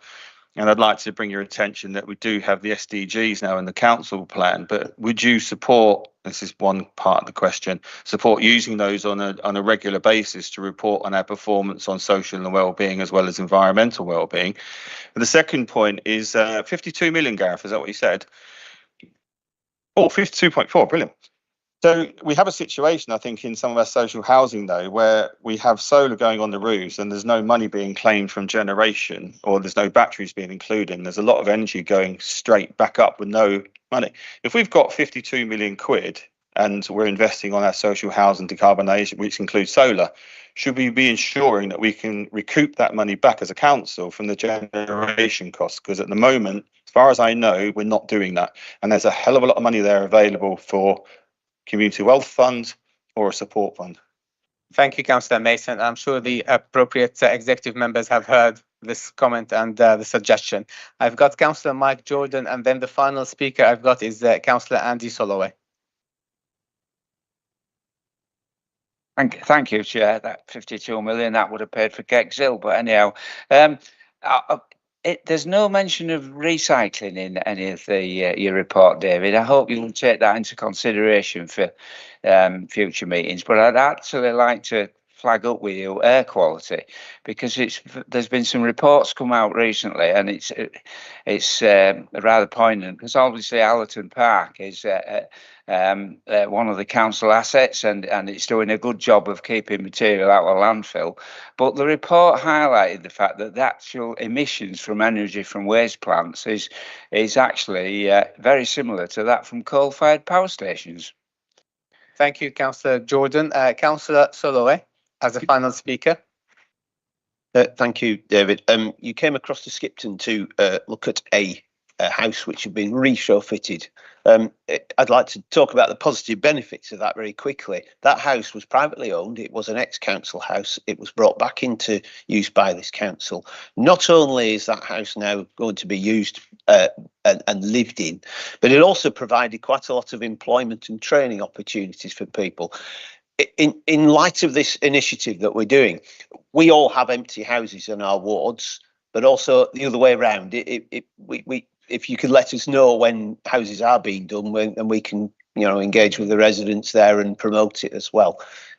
It'd be, if we could. I'm very happy to do that. Forward you details, because we've all got houses that cause that. This house used to be an actual problem house, and it was on my caseload. It was on mine and Councillor Heseltine's caseload when we were district councillors, and now to see that back in use as a decent home is really, really good. Thank you for all the contributions. I think Councillor Monica Slater has just raised her hand, so I will. So you would be the final speaker on this. Thank you. I just wanted to thank the councillor for his report. I think it's very good, and it's great to have clarity as to what's going on. I just wanted to say I was a bit nervous when I saw Councillor Jordan stand up, because I wondered if, as his newly Reform Party group might have been calling for your position to be removed. Councillor Hugill, you've had a variety of contributions in respect to this report. Would you like to respond to some of those? I will. I do share the nerves when I saw Councillor Jordan standing up as well, but and I just think, Mike, with all that 52 million and the number of Cortinas you could buy from it would be amazing. So where do I start here? First of all, Councillor Moore, my position on the fracking, I've got myself in a bit of a pickle really, because we have discussed this at the North York Moors National Park, where we had to put a response in, and I was part of that response. So it will probably come to strategic at some stage. I'm going to have to declare an interest on that, but I find the comments that come on fracking from both yourself and Councillor Mason, it's helpful. You're putting that view across. We do find it helpful. I don't find it helpful, but as to having an active part in it, it's going to be difficult on that particular one. Councillor Shaw, right? Yeah, you had me worried with the 42 million, because I've got it to 52 as well. But obviously, Councillor Dad has come in on that one. Councillor Mason, on that first question, I can't really give you an answer on that at the current time. We'll have to take advice on that one. And the second one is probably that one's for others as well. Air quality. This is who asked about air quality? It was Mike again, wasn't it? Air quality is, I wasn't expecting this when I took over, but one of the first things that happened when I took over, I was actually sounded out by a member of Medcare and Cleveland who collared me one day in the town about air quality and incinerators and the like, and obviously the concern and big concern on that air quality. It's just something we're going to have to keep an eye on. There is new exciting technology coming out. I think it's getting trialled in Zaragoza at the moment on different ways of dealing with our waste to avoid this. So yeah, it's thanks for raising it, and it's something that I'm keen to be involved in. Have I missed any questions out? Because there was quite a lot of them. Has anybody not been dealt with? Okay. No. Okay. So thank you very much, and I've moved the report. Thank you, Councillor Hugill. I think you've satisfied you've answered the questions of everyone who raised theirs. The council is only asked to note this report, so there is no need for a vote. Instead of going to item 15 now, we're going to move to item 17, and I'm just going to ask the monetary officer to explain the reason for this. Thank you, Chair. So items 15 and 16 are appointment to committees and proportionality. It's an easier vote to have when there's agreement across all groups. Currently, there isn't agreement across all groups, so I was just suggesting we could have that after lunch, which means that group leaders could have a chance to get together and discuss it, and I generally find that members are more agreeable after they've eaten. Excellent. Thank you for that clarification. So we move to item 17. I now call on executive members to make a statement if they wish. At the end of each of those statements, I will then ask members of the council whether they have any questions or wish to make any statement. Any questions or statements must be limited to 2 minutes. The statements are on page 87 onwards in the agenda pack. A number of questions have been submitted ahead of the meeting of the council, and I will take those ahead of any questions from the floor. So I'm going to start with Councillor Malcolm Taylor, Executive Member for Highways and Transportation. Yeah, thank you, Mr. Chairman. And I have nothing to add to my written report other than to just thank those members who have invited me to their divisions to look at highways issues, of which there are numerous. Some members I've been able to visit already, and I thank you for your time. And those that have got dates in the diary, I look forward to meeting up with you in the coming weeks. I am aware, Chairman, of 2 advance notice questions. Thank you, Councillor Taylor. In addition to the 2 questions, I've already got 3 hands up, but let's see how we're doing with time. Can I start with Councillor Donoghue Moncrief, please? Thank you, Mr. Chairman, and can I wish Councillor Taylor well in his new role? As he said, it's a challenging one at the best of times. The trial of a fixed speed camera in Sherburn has had a less than auspicious start. Does the executive member agree that the local elected members should have been informed and briefed on the decision prior to conducting the trial in Sherburn? The location of the camera just before a junction where with traffic lights, where cars naturally must slow down, has prompted genuine questions from the public, and I'd emphasise this from both sides of the argument as to why that particular point on the A64 was selected. There are questions as to the difference in location of the fixed camera versus the location used by the mobile speed camera. And add to this the adjustment of the timing of the traffic lights at the same junction just before the commencement of the trial, which I have to say we've been trying to get done for months by National Highways. Does the executive member agree that given the public interest in this decision, the supporting evidence used in assessing the potential sites for a fixed camera trial and the criteria for success or failure of the trial should be made publicly available?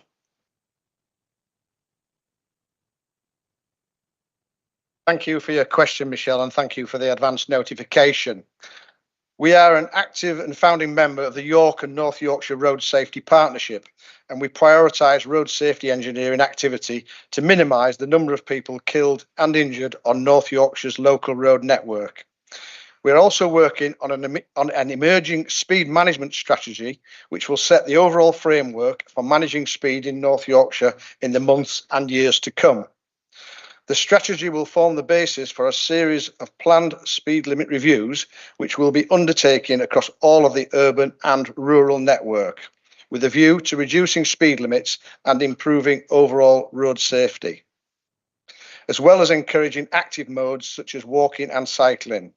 With that in mind, we are already part way through a proactive review of all speed limits outside schools and other educational establishments in the county. The location of the fixed camera trial is on the A64, which is part of the strategic road network managed by National Highways and not North Yorkshire Council. As North Yorkshire Council is only responsible for the local road network, we have had no involvement in the decision-making process around the fixed camera trial, its site selection process, or the project in any way. I was not aware that the signal timings may have been adjusted, as Councillor Donoghue Moncrief refers to.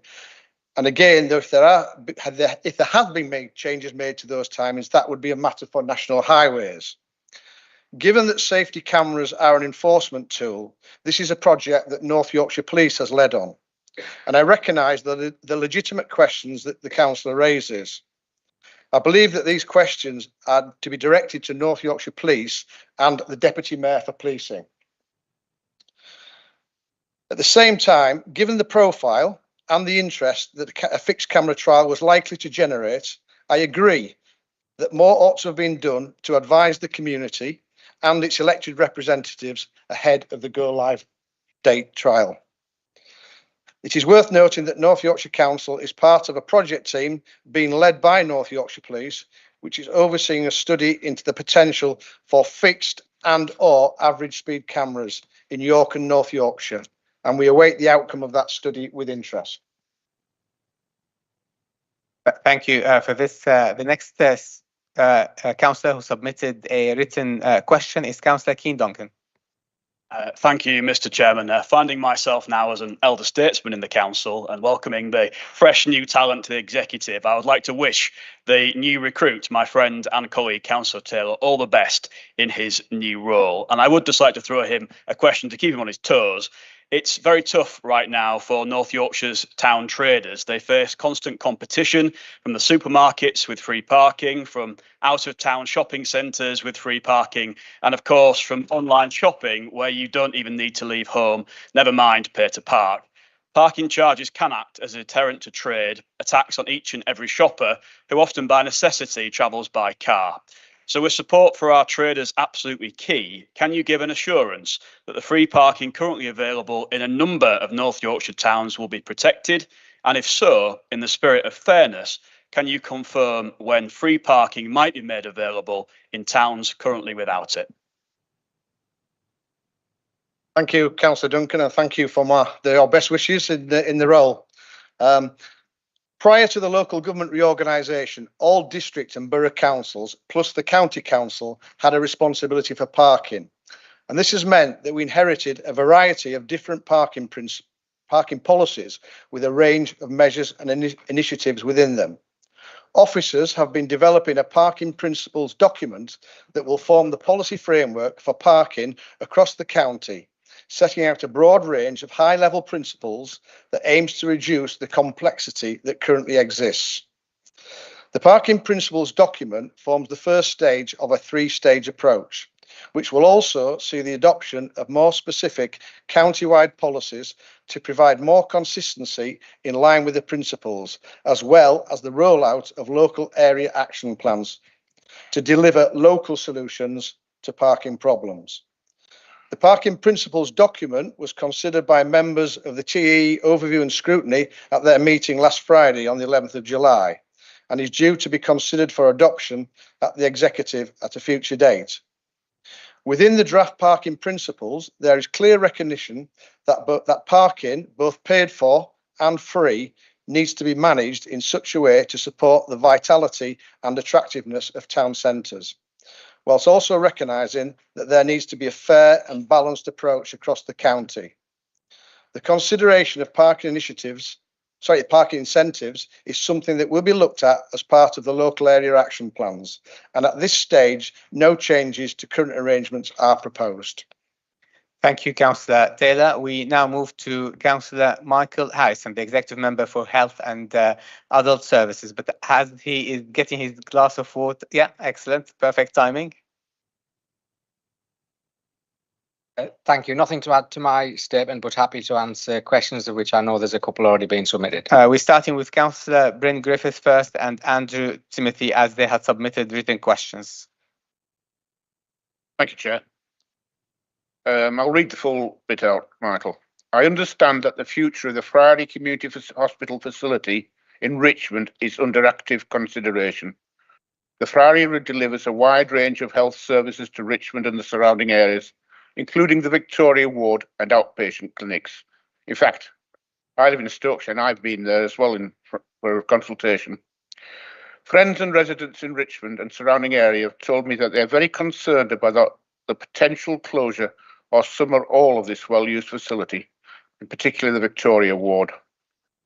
I understand that the ownership and management of the Friary is complex. However, the North Yorkshire and Humber ICB are key to determining what healthcare provision is required and where it is needed in the Richmond area. Additionally, the combined South Tees Hospital NHS Foundation Trust are currently responsible for the delivery of the NHS services at the Friary. So I have 4 related questions. Do you agree that the services provided at the Friary are essential to the residents of Richmond and the surrounding area? Second question, has NYC engaged with any parties regarding the consultations about the future of the NHS service delivery at the Friary? If so, what discussions have taken place? And the fourth question is, if not, when will Michael ensure that NYC is engaged in the consultation and keep councillors and residents informed of the progress? Thank you. Thank you for the question. I'll try and be brief because that's nearly took 2 minutes just to ask the question. Similar to yourself, I've been made aware that there's the potential of a reconfiguration of services, not just at the Friary, but at Teesside as well. Now, clearly the services provided at the Friary are valued by the local community, but in truth, the provision of those services from that site doesn't just involve local residents. There's a potential impact on the wider area and impact or implications for council services. So as a result, along with the leader, I'm meeting with representatives from South Tees early next month to discuss the delivery of NHS services at the Friary, and I will use this as an opportunity to raise concerns on behalf of communities and members, and I'd actually recommend that the Scrutiny of Health Committee gets involved at an early stage if there is some reconfiguration to be considered. Thank you, Councillor Hyacinth. The other written question was from Councillor Andrew Timothy. Thank you, Chair. As councillors may know, mental health care in North Yorkshire is offered by the Tees, Esk and Wear Valley NHS Trust, also known as TUV. I am aware that many local residents have found that TUV inpatient care in North Yorkshire is in short supply, with some residents having to travel as far as Teesside for treatment. I would therefore like to ask what conversations Councillor Harrison has had with TUV about providing more mental health inpatient capacity in North Yorkshire, particularly in the south of the county. Thank you. Thank you. Now, this is interesting because your question describes many local residents finding inpatient care in short supply. Now, by definition, fortunately, not many people need to be admitted to a secure inpatient site. So at some point, not necessarily in the chamber today, I'm intrigued for you to quantify how many people many actually is. That said, my personal view is that the greatest need is in community mental health investment and development of services as an alternative to the use of inpatient beds, as these should be quite rightly the last resort. Now, the council has taken a number of steps to advocate for more mental health support for its residents, and through my directorate, the corporate director has worked with partners in recent months to establish a mental health partnership board with the NHS and the voluntary sector and other agencies to push forward the development of local services, especially in the community. And we have actually brought social care mental health services back into the council and invested in them.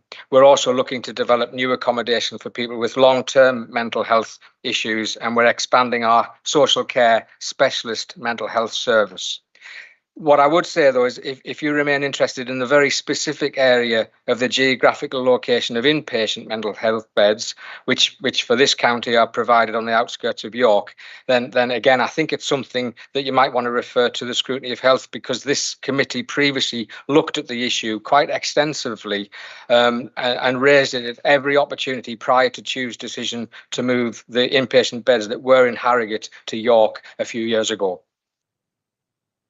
Thank you, Councillor Harrison. I apologise to Councillor Aldred. The time has run out, but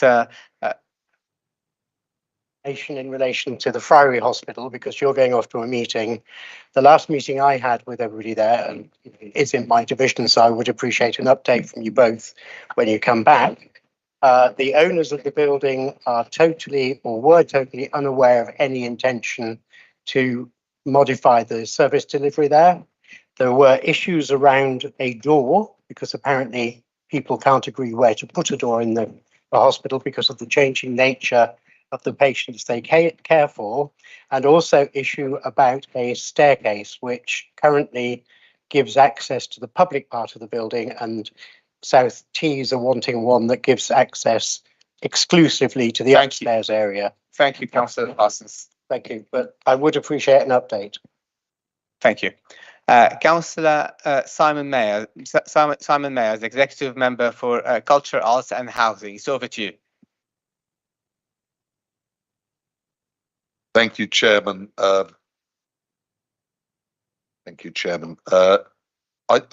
would just like to add one thing to my statement, and that is to thank the ONS committee and the tenants panel for all the work they've done on developing some of the housing and tenant related policies that have been passed recently. It's really, really valuable work.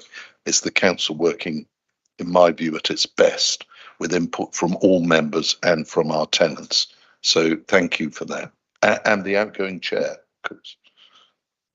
We've got Very happy to answer any questions. I don't have any. there are some questions, and I'm pleased to say that we've got the opportunity for Councillor Aldred to ask question. Go ahead.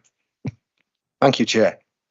Simon, sorry, I should declare an interest. I am actually a trustee of Harrogate Theatre and questions about Harrogate Theatre. I know you are aware of a situation surrounding the council not being in a position to offer a lease to Harrogate Theatre at this moment, despite us being in existence for 2 years. I understand Harrogate Borough Council didn't offer them a lease for years previously as well. But this in effect means that without a guaranteed lease, Harrogate Theatre is unable to apply for significant funding from the Arts Council in particular and other arts bodies, and it really is holding them back. And I understand Harrogate Theatre isn't the only operator of arts facilities, cultural facilities in this position within the county. So I wonder if you can push on that within the next month or two so that these organisations are able to apply for the much needed external funding. Thank you. Yes, I've been pushing for some of these for some time, Councillor, but I have discussed that particular case recently, and I will get an update on it. I'll let you know. And I'm due to meet your chair soon, your new chair of the trustees. Thank you, Councillor Myers. The next members of the executive is Councillor Janice Sanderson, Member for Children and Families. Yeah, thank you, Chairman. Before I take questions, I'm mindful that this is the last council meeting for our Director of Children's Services, and as such, I'd like to take the opportunity on behalf of all the council to give our sincere thanks to Sir Stuart Carlton, who will be leaving us in the autumn term. Sir Stuart has been totally dedicated and shown absolute commitment to the children, and especially the most vulnerable children of North Yorkshire. He's led us through a plethora of inspections, including SEND, JTIs and all the rest. He's left us with a legacy of 2 consecutive outstanding results for the ILACS inspections, which were recorded as outstanding in all categories. But I suspect, as much as he quite rightly wears these judgments as a badge of honour, he is quietly more fulfilled and rewarded by the influence he has clearly had on the change of practice model and improvements to children's services at both local and national level. Thank you, Sir Stuart. I wish you all the very best for your forthcoming retirement, and I very much suspect it won't be an inactive one. I'm happy to take questions. Thank you, Councillor Sanderson. We've got only one written question, and that's from Councillor Andrew Murday. Thank you, Chair. And I think I've sent this in advance to Councillor Sanderson, but just to elucidate the question, the Shore Start Centre in Pateley Bridge closed at the beginning of the COVID pandemic and has remained closed since. And there were 4 other Shore Start centres in North Yorkshire which were closed at the same time. The building and its equipment was paid for nearly 20 years ago by government funds, but it's remained mothballed ever since it was closed. And Shore Start centres have been proven to provide better outcomes for children in all sorts of ways, including education, social development. Last week, the government announced a £500 million plan, rather catchingly called, and I'm being sarcastic actually, the Giving Every Child the Best Start in Life plan, which doesn't roll off the tongue all that easily. The previous Shore Start Centre in Pateley Bridge remains fully equipped but completely unused. I would ask the council to consider asking the government to provide the funds from their new plan to reopen the Shore Start Centres in Pateley Bridge and elsewhere. Thank you. Thank you, Chair. Thank you, Councillor Murday, and for giving me advance notice of the question. The deregistration and closure of Nidderdale Children's Centre in Pateley Bridge was actually agreed by this council in 2024. The premises are actually attached to St Cuthbert School and were transferred to the Upper Nidderdale Primary Federation Academy. And this enabled the opportunity for the development of increased early years provision within that school. The previous Sure Start capital investment was given to support children in the early years. I can confirm that there has been no clawback of the initial capital investment. We welcome the announcement of the Best Start in Life strategy. Yes, I agree, it is a bit of a mouthful. Any additional funding North Yorkshire receives will be prioritised in assisting those children and the families identified within that specific strategy. After consideration of the report presented to Parliament by the Secretary of State for Education, it is clear that the focus is directed to children and families in the most deprived areas, and we will be required to direct funding to those particular areas within North Yorkshire. So, until we see further details of the programme, the specific funding allocated to North Yorkshire and requirements for where and how it must be spent, then I think asking the government to provide funds to reopen any Sure Start centre at this stage would actually be premature. Thank you. Thank you, Councillor Sanderson. Have we got any other questions? Yes, Councillor May Davis, please. Thank you, Chair. I wasn't going to ask a question, but as previous manager of Sure Start Centre in a deprived area, I have been concerned that the one which was set up at Selby CP School, personally set it up, is actually, it seems to be being emptied and its equipment is being distributed okay within the community. But I wonder if we could call a halt on that so that we don't use any more of that valuable, often targeted equipment. Happy to have a chat. Well,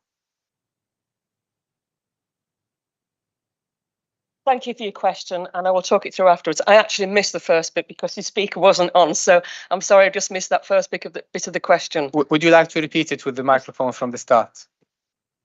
Sorry? Yeah, it's a Sure Start Centre, which was set up, one of three that I set up in Selby. The one at Selby CP School in Selby Town has been empty for some time, was being utilised, I think, for under twos by the school.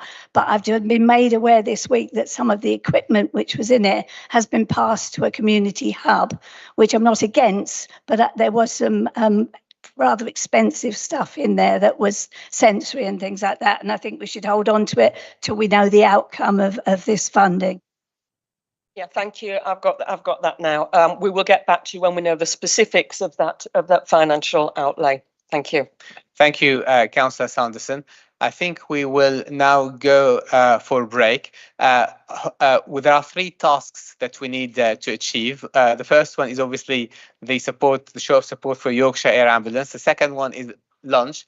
And the third one is for the group leaders to agree the appointments to committees. So I hope that everyone will be back here for 1:30, please. So 1:30, we will reconvene here.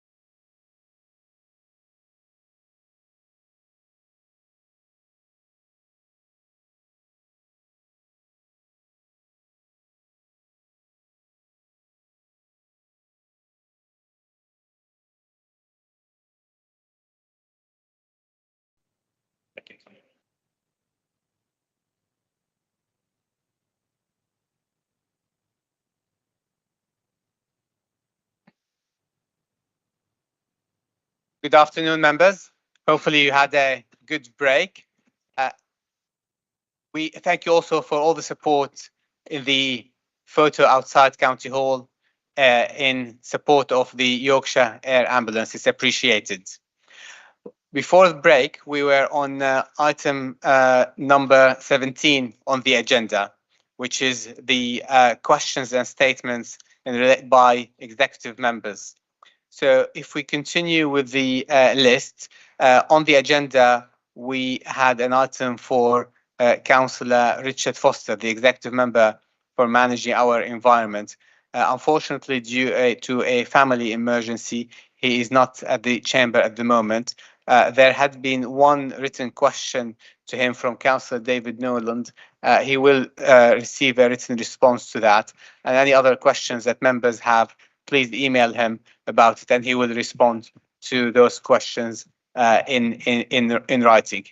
The next person I've got on the agenda is Councillor Annabel Wilkinson, the Executive Member for Education, Learning and Skills.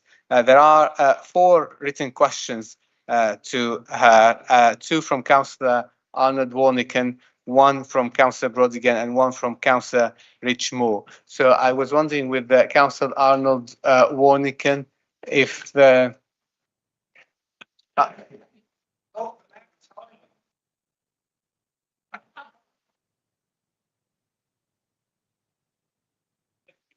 Councillor Warnican, I was just explaining that Councillor Annabel Wilkinson has 4 written questions pre-submitted, 2 from you, 1 from Councillor Brodigan and 1 from Councillor Rich Moore. So with your 2 questions, I wonder if it is possible to combine them together so that hopefully the other 2 people can also ask their questions.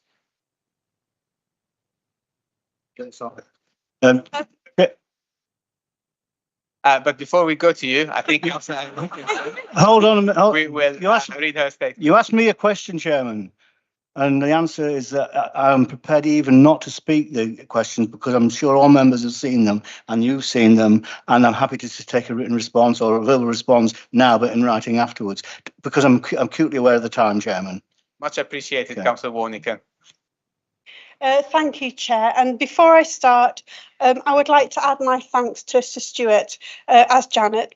So, Sir Stuart, I first met you as Young People's Champion, asking you tricky questions, and I'm still asking you those awkward questions. I'd like to thank you, Stuart, for all your patience and your support and guidance over the years. You've worked diligently to ensure all our young people and children have the best opportunities in life, whilst always protecting the most vulnerable. And as Janet said earlier, you led us through inspections under both happy and difficult circumstance. Children and young people's service is challenging in many ways, but at the heart of it, and the heart is the word, we all work to ensure the very best for every child and young person in North Yorkshire, and you, Sir Stuart, have been the biggest champion for all our young people. For that, I thank you. Oh, thank you very much. Take questions now. Thank you very much, Councillor Wilkinson. So if we can just start the clock from now, if possible. Councillor Warnican obviously mentioned that he's happy not to read his questions. Everyone has received copies of those questions. So would you like to start by addressing the 2 questions that Councillor Warnican had asked? Certainly, Chair. I can confirm that the mainstream transport arrangements will be established by the 2nd of September for all pupils who have been assessed as being eligible for assistance with home and school travel, and that the details of these arrangements have been notified to parents and carers. Where there is spare capacity, within school transport, permits will have been made available for purchase in accordance with the council's terms and conditions. During the autumn term, pupil movement across schools can mean that more spare seats become available, and each year when this happens, seats can be made available for purchase, albeit after the start of term. The Council maintains ongoing monitoring of the financial commitments associated with the home to school transport travel costs, the costs for eligible children which are subject to constant change. and the numbers of pupils who are eligible for assistance with home to school travel and the cost of the provision of services is actively monitored throughout the year. Financial monitoring will be undertaken this year in accordance with the usual arrangements, but will also be reported in the post-implementation review of the 2024 policy. Thank you for your question, Councillor. Thank you. The next question I have is from Councillor Brodigan. Thank you, Chair. Thank you, Councillor Wilkinson. I'd like to ask a question about the home to school transport policy. Given that the deadline for stage 1 appeals for this policy passed in late June, could the executive member please inform full council of the following? Number 1, the total number of stage 1 appeals received by the due date compared to the same time last year, and also the last time the policy was changed, which was in 2019. Number 2, the average response time to stage 1 appeals for this year.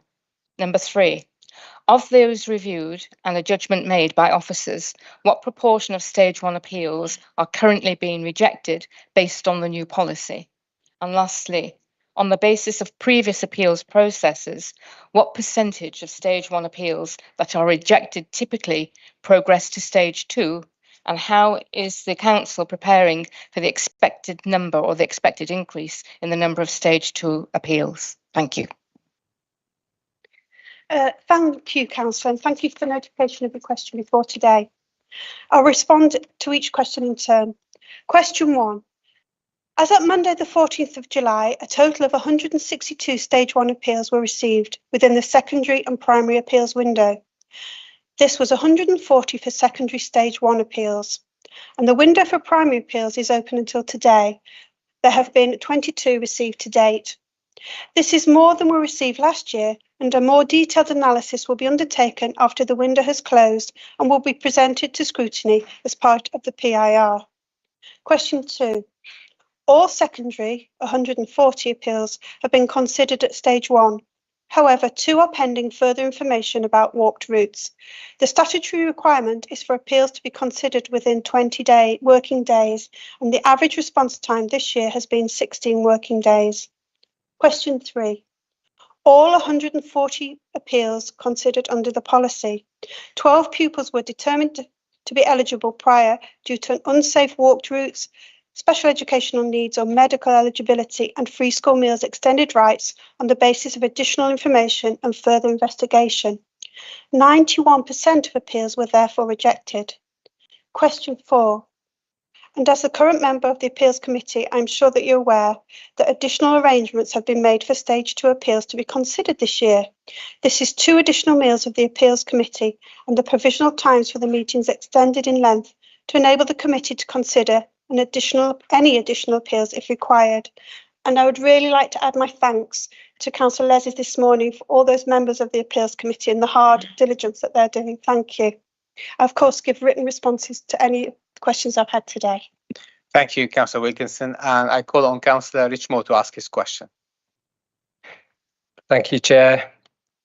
Does the executive member agree that school governors, as volunteers who play a vital role in our education system, deserve to be treated with professionalism and respect at all times, particularly during sensitive or challenging circumstances, and that they should have the right to raise formal complaints about specific local authority officers where necessary?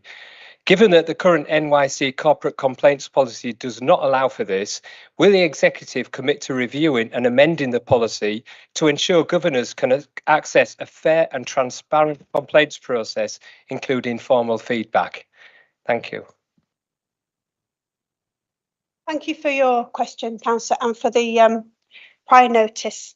And if my own bones will let me, I'll reply to you. Thank you for your question and for recognising the vital role that school governors play in supporting the education system. Many of you here today are governors, I know, within schools. North Yorkshire Council expects the highest standards of professionalism and mutual respect from everyone involved in our schools, and this includes council employees, school staff and volunteers such as governors. These shared values are essential for maintaining a positive and effective working environment across our education community.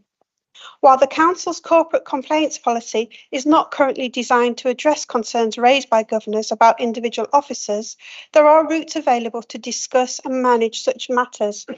These include direct engagement with senior officers from the Children and Young People's Directorate, who can help to facilitate resolution and learn from feedback.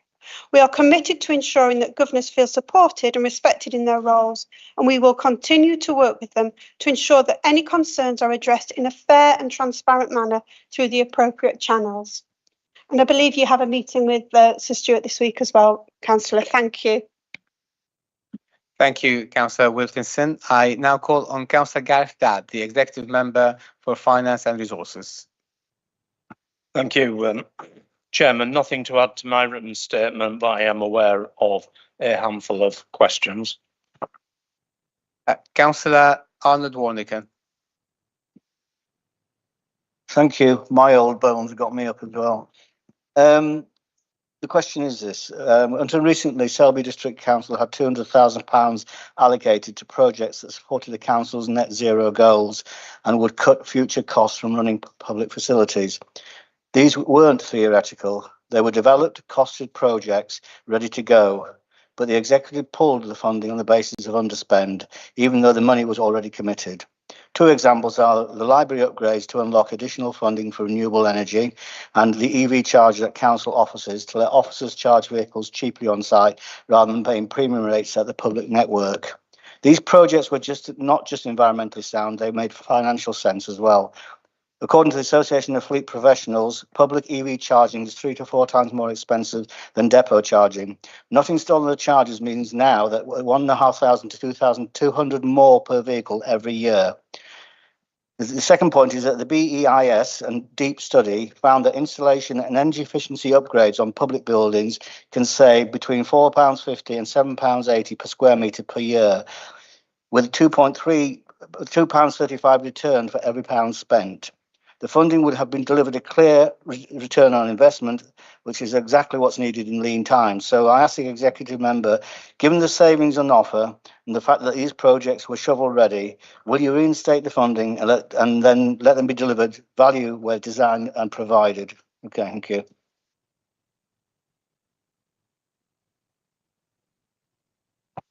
Thank you, Arnold. £200,000 of funding was earmarked by Selby District Council for a number of climate change projects within the Selby District pre-vesting day. Of these, the tree planting scheme has been completed at a cost of £50,000, including some maintenance funding, I may add. But the other projects are yet to fully progress.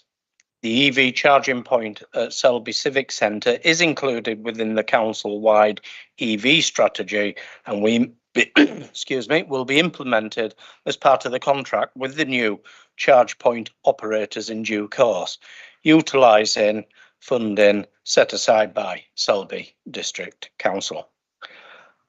The decarbonisation audit at Selby Library is also complete. I want to reassure you that the projects have not been cancelled outright, but given over 2 years had passed since vesting day, it was deemed appropriate to review all legacy capital schemes that date from pre-vesting day to ensure that available funding is being most suitably allocated in order to meet the current priorities of North Yorkshire Council. For the purposes of budgetary due diligence, as is the case with all current expenditure and savings challenges, it is now necessary to bring forward a business case on a project-by-project basis in order to request funding from the implementation of previously identified decarbonisation measures. This is in line with the need to ensure that all spend is most appropriately directed at meeting the new council's priorities. Finally, I'll just refer Arnold to the point made earlier by our colleague, Councillor Hugo, that highlighted the £52.4 million worth of third-party funding that the authority has received that will fund strategic projects, and I think we can all celebrate in those. many of which will be in the former Selby district. Thank you, Councillor Dadd. Councillor Andrew Murday. Thank you, Chair. When the Unitary Council was inaugurated in May 2023, its property portfolio consisted of thousands of properties that were previously either owned by the County Council or the 7 district and borough councils. Some of these buildings have been or are in the process of being sold. And within my division, Fountain South School in Lofthouse is currently being marketed for sale by Line Properties, and in Paisley Bridge and the Shore Start building, built and equipped by a UK government grant in 2008, has stood idle for a number of years. I'm certain that there are other buildings across the county which provided community value in the past and could again in the future, and are currently in a similar state of limbo. Does Councillor Dadd agree with me that these buildings, alongside others in the county, have community as well as financial value? And when they're put up for sale, does he agree with me that, particularly in the interest of locality, of which this council is a proponent, does he agree with me that the community value should be paid back to that local community? Thank you, Chair.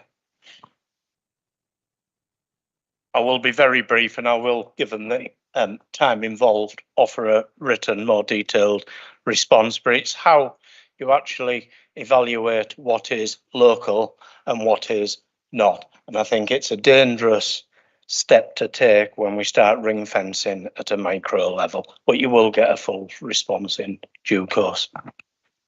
Thank you, Councillor Dadd. I call on Councillor Mark Crane, Executive Member for Open to Business. I just want to note also that there are no pre-submitted questions. So if anyone has a question, they can ask Councillor Crane after he's finished his statement.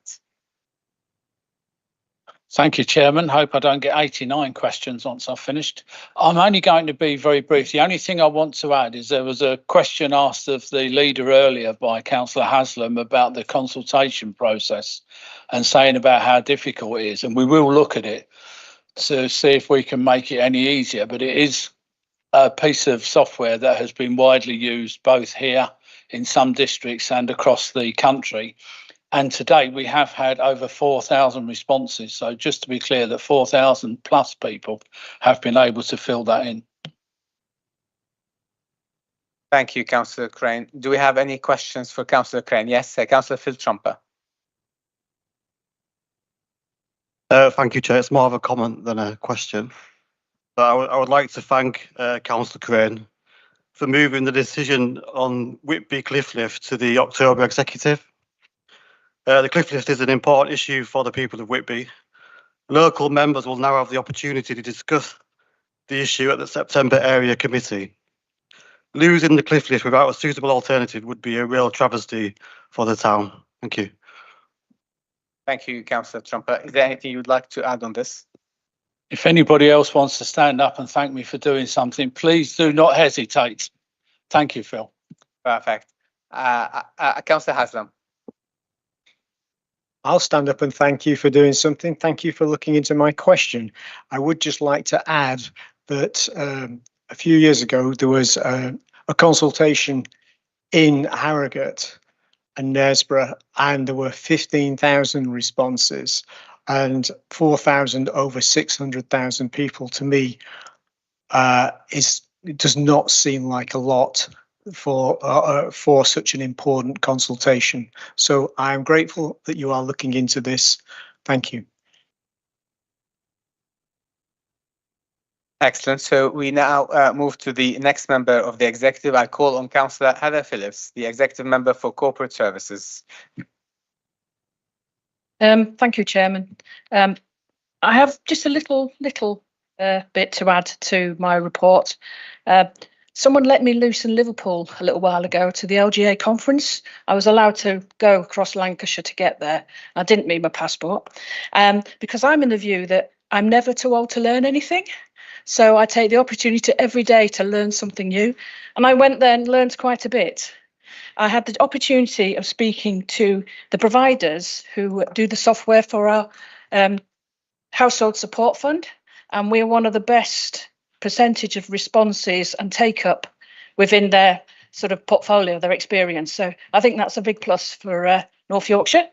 I was also able to talk to a few people about the wonders of devolution. I know that Councillor Keane has a question for me later on, but I spoke to a town council called Falmouth, who have been along the road for quite some time now. They're in their fourth phase of devolution, and they had experienced at the beginning serious issues with councillor engagement. People were not buying into it, but the council evolved mainly by being elected to different people, and they've been able to do huge things, but with the buy-in of the town council, local residents and the county. So they were very, very happy to be on that road. So that's encouraging for the future. There may be some hiccups at the beginning, but they were very positive. And I note that my report also contains an item on the Independent Remuneration Panel. And I know that we were reminded again and again to contribute to that. And I hope that people did. And I'm conscious today there are very many committees where we're struggling to get a full sort of cohort on there. And some councillors' workload does differ significantly from what I would see as their contribution they should be making for that allowance. So please bear that in mind. If you don't have too many council responsibilities, then seek out something.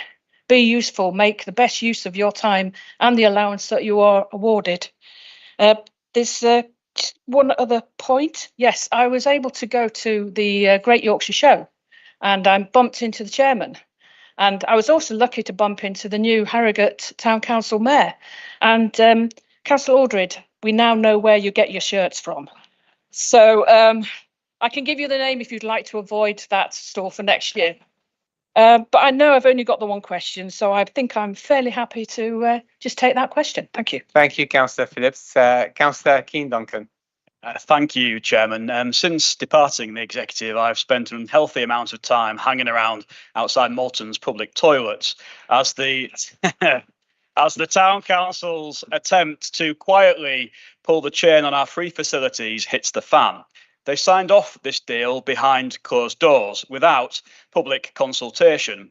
They've now been caught with their trousers down. Their plan is now circling the drain with over 1,000 residents backing my free to pee petition. As the town flushes with frustration, the town council is clogged with confusion and ready to U-turn, or perhaps more aptly, U-bend. They're now scrambling to wipe away this deal. So I ask the executive member, has this toilet mess turned double devolution into double trouble and the promised revolution in localism into a local revolt? And doesn't it show that if you try to flush democracy down the pan, you may end up knee deep in political sewage?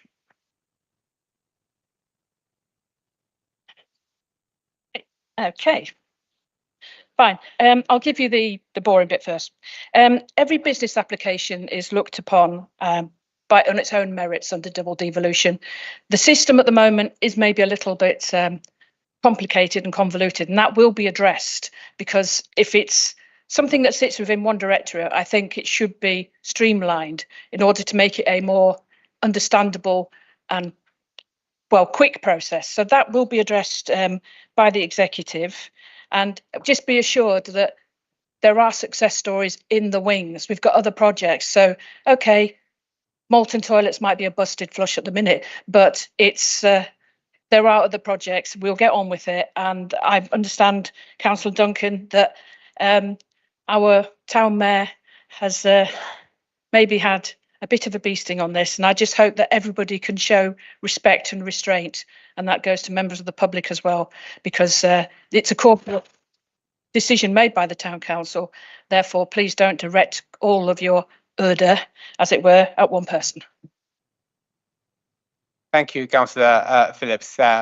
We now move to the Scrutiny Board and Overview and Scrutiny Committees. Will the chairs of the Scrutiny Board and the Overview and Scrutiny Committees indicate now if they wish to speak on their statements or add further information? I will call for questions after the chairs who wish to speak have done so.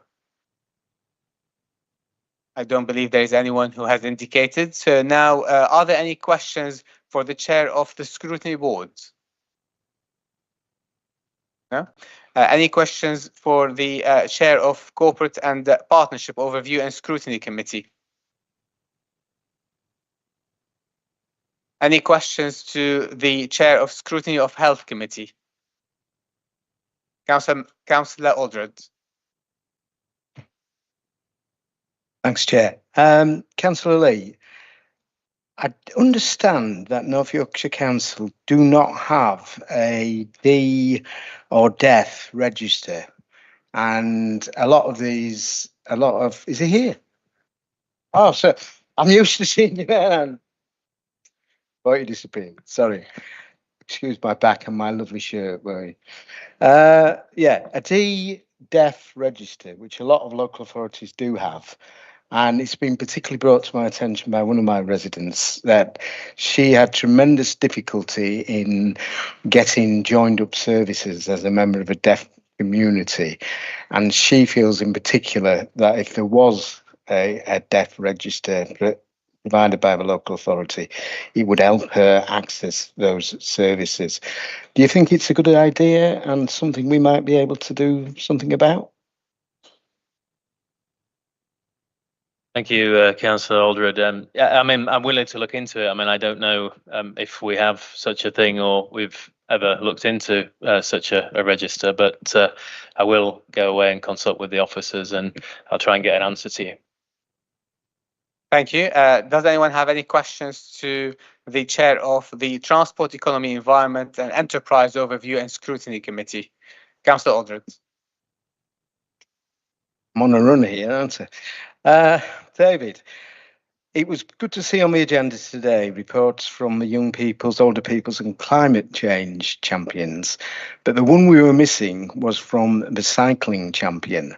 Now, I know you chaired a very good session, I am told, on active travel in scrutiny.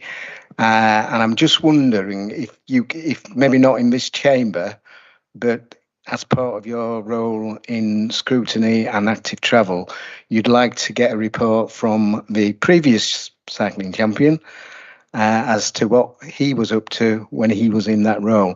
And also, we don't appear to have a cycling champion. And perhaps you could investigate that for me and get back to me, because I don't think that comes within Councillor Taylor's remit. Yeah, I mean, the working group isn't concluded yet anyway, so that's there's a sort of further meeting planned for that as it stands. It may well be brought up as you've prescribed. As for a cycling champion, I think that's down to the leadership to decide if we have somebody in that role, not me. Much as I'd like to run it, I can't. So I'll defer to our leader for the appointment of a cycling champion. Are you offering to take it up?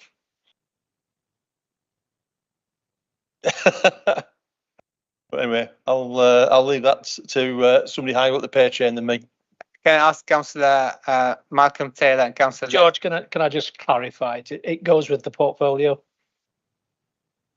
Thank you for clarifying this. And I think that Councillor Taylor was going to say exactly the same thing. I was indeed, Chairman. It does sit with my portfolio, but just to reassure the Chamber, I have no intention of donning lycra. Does anyone have any questions to the Chair of the Children and Families Overview and Scrutiny Committee? I can't see any. Questions for the Chair of the Housing and Leisure Overview and Scrutiny Committee? No. Any questions for the Chair of the Care and Independence Overview and Scrutiny Committee? No. I think as a result, I think it has concluded all the questions from the chairs of the Scrutiny Board and the Overview and Scrutiny Committee. A member will recall that we had jumped items number 15 and 16 pending some discussions between the group leaders during the break. I'm delighted to say that all the issues seems to have been resolved. As a result, we now go back to item 15. I call on Councillor Carl Les to move the recommendations regarding appointments to committees and outside bodies at page 82 of the main agenda. Thank you, Chairman. Can I move the printed report, please? Thank you. Do we have a seconder? Thank you, Councillor Myers. Does anyone wish to speak on this item? We've got two speakers. Can I start with Councillor Caroline Dickinson? Yes, it's with regard to the appointments to committees and outside bodies. Can I please add that Councillor Alison Baker is to replace Councillor Richard Foster on Scrutiny of Health Committee, and that the vacancy on the Thurston Malton Area Planning Committee will be filled by Councillor Greg White. And also York and North Yorkshire Combined Authority Transport Advisory Board, the position of substitute will be taken up by Councillor David Staveley. Thank you. Thank you, Councillor Dickinson. I think I've got only Councillor Richmond and Councillor Foster after Councillor. Yes, very fine. Councillor Richmond Sorry. indicated first. Sorry. I'll wait your turn there. Thank you. Quick question, probably yes or no, but is there any sign of appointing new chairs to these committees? Currently, Tory chairs sit on Tory majority scrutiny committees. It'd be more credible if opposition councillors were to chair scrutiny committees, in my view, and I exclude myself, obviously, as I'm not even in a group. Thank you. Councillor Les, would you like to respond to this? I will do. Rich, if you'd like to change the constitution, we could do what you want, but I don't think you'll get very far. Councillor Kevin Foster. Can I just make a small amendment? There's a lot happened today with this. It says Councillor Kevin Foster appointed Standards and Governance Committee. Can that be changed to Mike Schofield, please? So Green Independence Group 1 getting seen on audit committees says Councillor Kevin Foster be appointed to the Standards and Governance Committee. Can that be changed to Mike Schofield? Yeah, through you, Chair. We're on item 15 at the moment. Are you on item 16?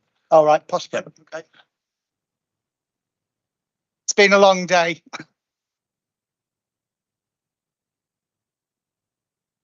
Does anyone have any other questions on this agenda item? It doesn't seem so. Councillor Les, would you like to exercise the right of reply on anything? Perfect. Okay, so then we move to agenda item number 16.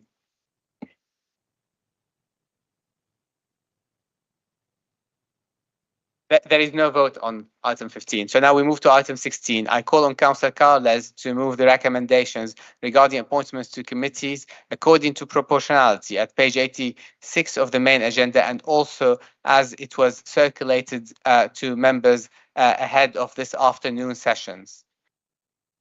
So moved, Chairman. Thank you. Do we have a seconder? Councillor Myers. Anyone wishes to speak on this? I believe first we start with Councillor Kevin Foster. I'll do my impression of a parrot again. So can I change, been a long day, can I change Councillor Kevin Foster be appointed to the Standards and Governance and give that position to Mike Schofield? Councillor Mike Schofield, please. Does anyone else wish to speak before I move to the monitoring officer? No. Okay, thank you. Through you, Chair. I'm grateful for the relevant group leaders for having a conversation over lunch. So I think there just needs to be an update on what's already been circulated, just with regards to the Reform UK group on the other side of the page where it says they gained 2 seats in ordinary committees. Currently, it says Councillor Tom Seston to be appointed to the Statutory Licensing Committee. That should be to the Chief Officer's Appointments and Disciplinary Committee, which I look forward to going to by making that mistake. And then also where it says Councillor Mike Jordan to be appointed to the Pension Fund Committee, it should say to the Statutory Licensing Committee. So it's just those 2 amendments. Thank you. I don't believe there is anyone else who wishes to speak on this. And apologies, Chair, while I have the microphone, just that also with regards to making the appointments for individual members, not all groups have said which members are going to be appointed. So could I ask for a delegation to me in consultation with the relevant group member to make those appointments after the meeting? That's a sensible suggestion. Therefore, I don't believe anyone has anyone else has wished to speak. Councillor Les, would you like to exercise your right of reply? So we are now going to move to the vote based on the document that has been circulated during the break, and also based on the delegation that the monitoring officer has asked for. So all those in favour, can you please show? Do we have anyone against? Any abstentions? Thank you. The vote is carried. And as we have already done agenda item number 17, now we go to agenda item number 18, which is the use of special urgency procedures since the last meeting of the North Yorkshire Council. I call on Councillor Carl Les to move the recommendations regarding the use of special urgency procedures since the last meeting of the Council at page 139 of the main agenda. Thank you, Chairman. I'm delighted to say that there has been none in the last quarter. Thank you. Do we have a seconder? Thank you, Councillor Dadd. Is there anyone who wishes to speak on this agenda item? I can't see any hands up, and therefore, as Council, we are being asked to note the report, so there is no need for a vote, which means that I'm now on agenda item number 19. Are there any questions for the chairs of any other Council committees under Council Procedure Rule 10? Councillor Timothy. Thank you, Chair. My question is for the Chair of the Strategic Planning Committee. It came to my attention this week that a few short weeks ago, on the 27th of June, a councillor who serves on the Strategic Planning Committee published an article in The Critic claiming that Britain was becoming, quote, South Africanised. Among various distasteful references from denigrating peaceful protests to alluding to the Great Replacement conspiracy theory, he also stated his cynicism around renewable electricity generation. He later went on to sit on the committee meeting earlier this month, where the committee approved a solar farm near Brompton on Swale. Does Councillor Paraskos agree with me that councillors who wish to publish their thoughts about particular types of development should recuse themselves from planning committees likely to assess those applications, or does he see this simply as an example of youthful exuberance? Thank you very much for the question. I've never had one as chair of strategic, but thank you. Yeah, it's all right. I've been primed. It's a standards issue, really. If there is an issue, it needs reporting to the Standards Committee and they'll investigate. Thank you. Thank you, Councillor Paraskos, for your reply. I don't believe there is any other questions under this agenda item, which means that this is the end of the meeting of the Council today. I declare the meeting closed. The live broadcast will now stop. Thank you all for your support and have a safe journey home. Take care.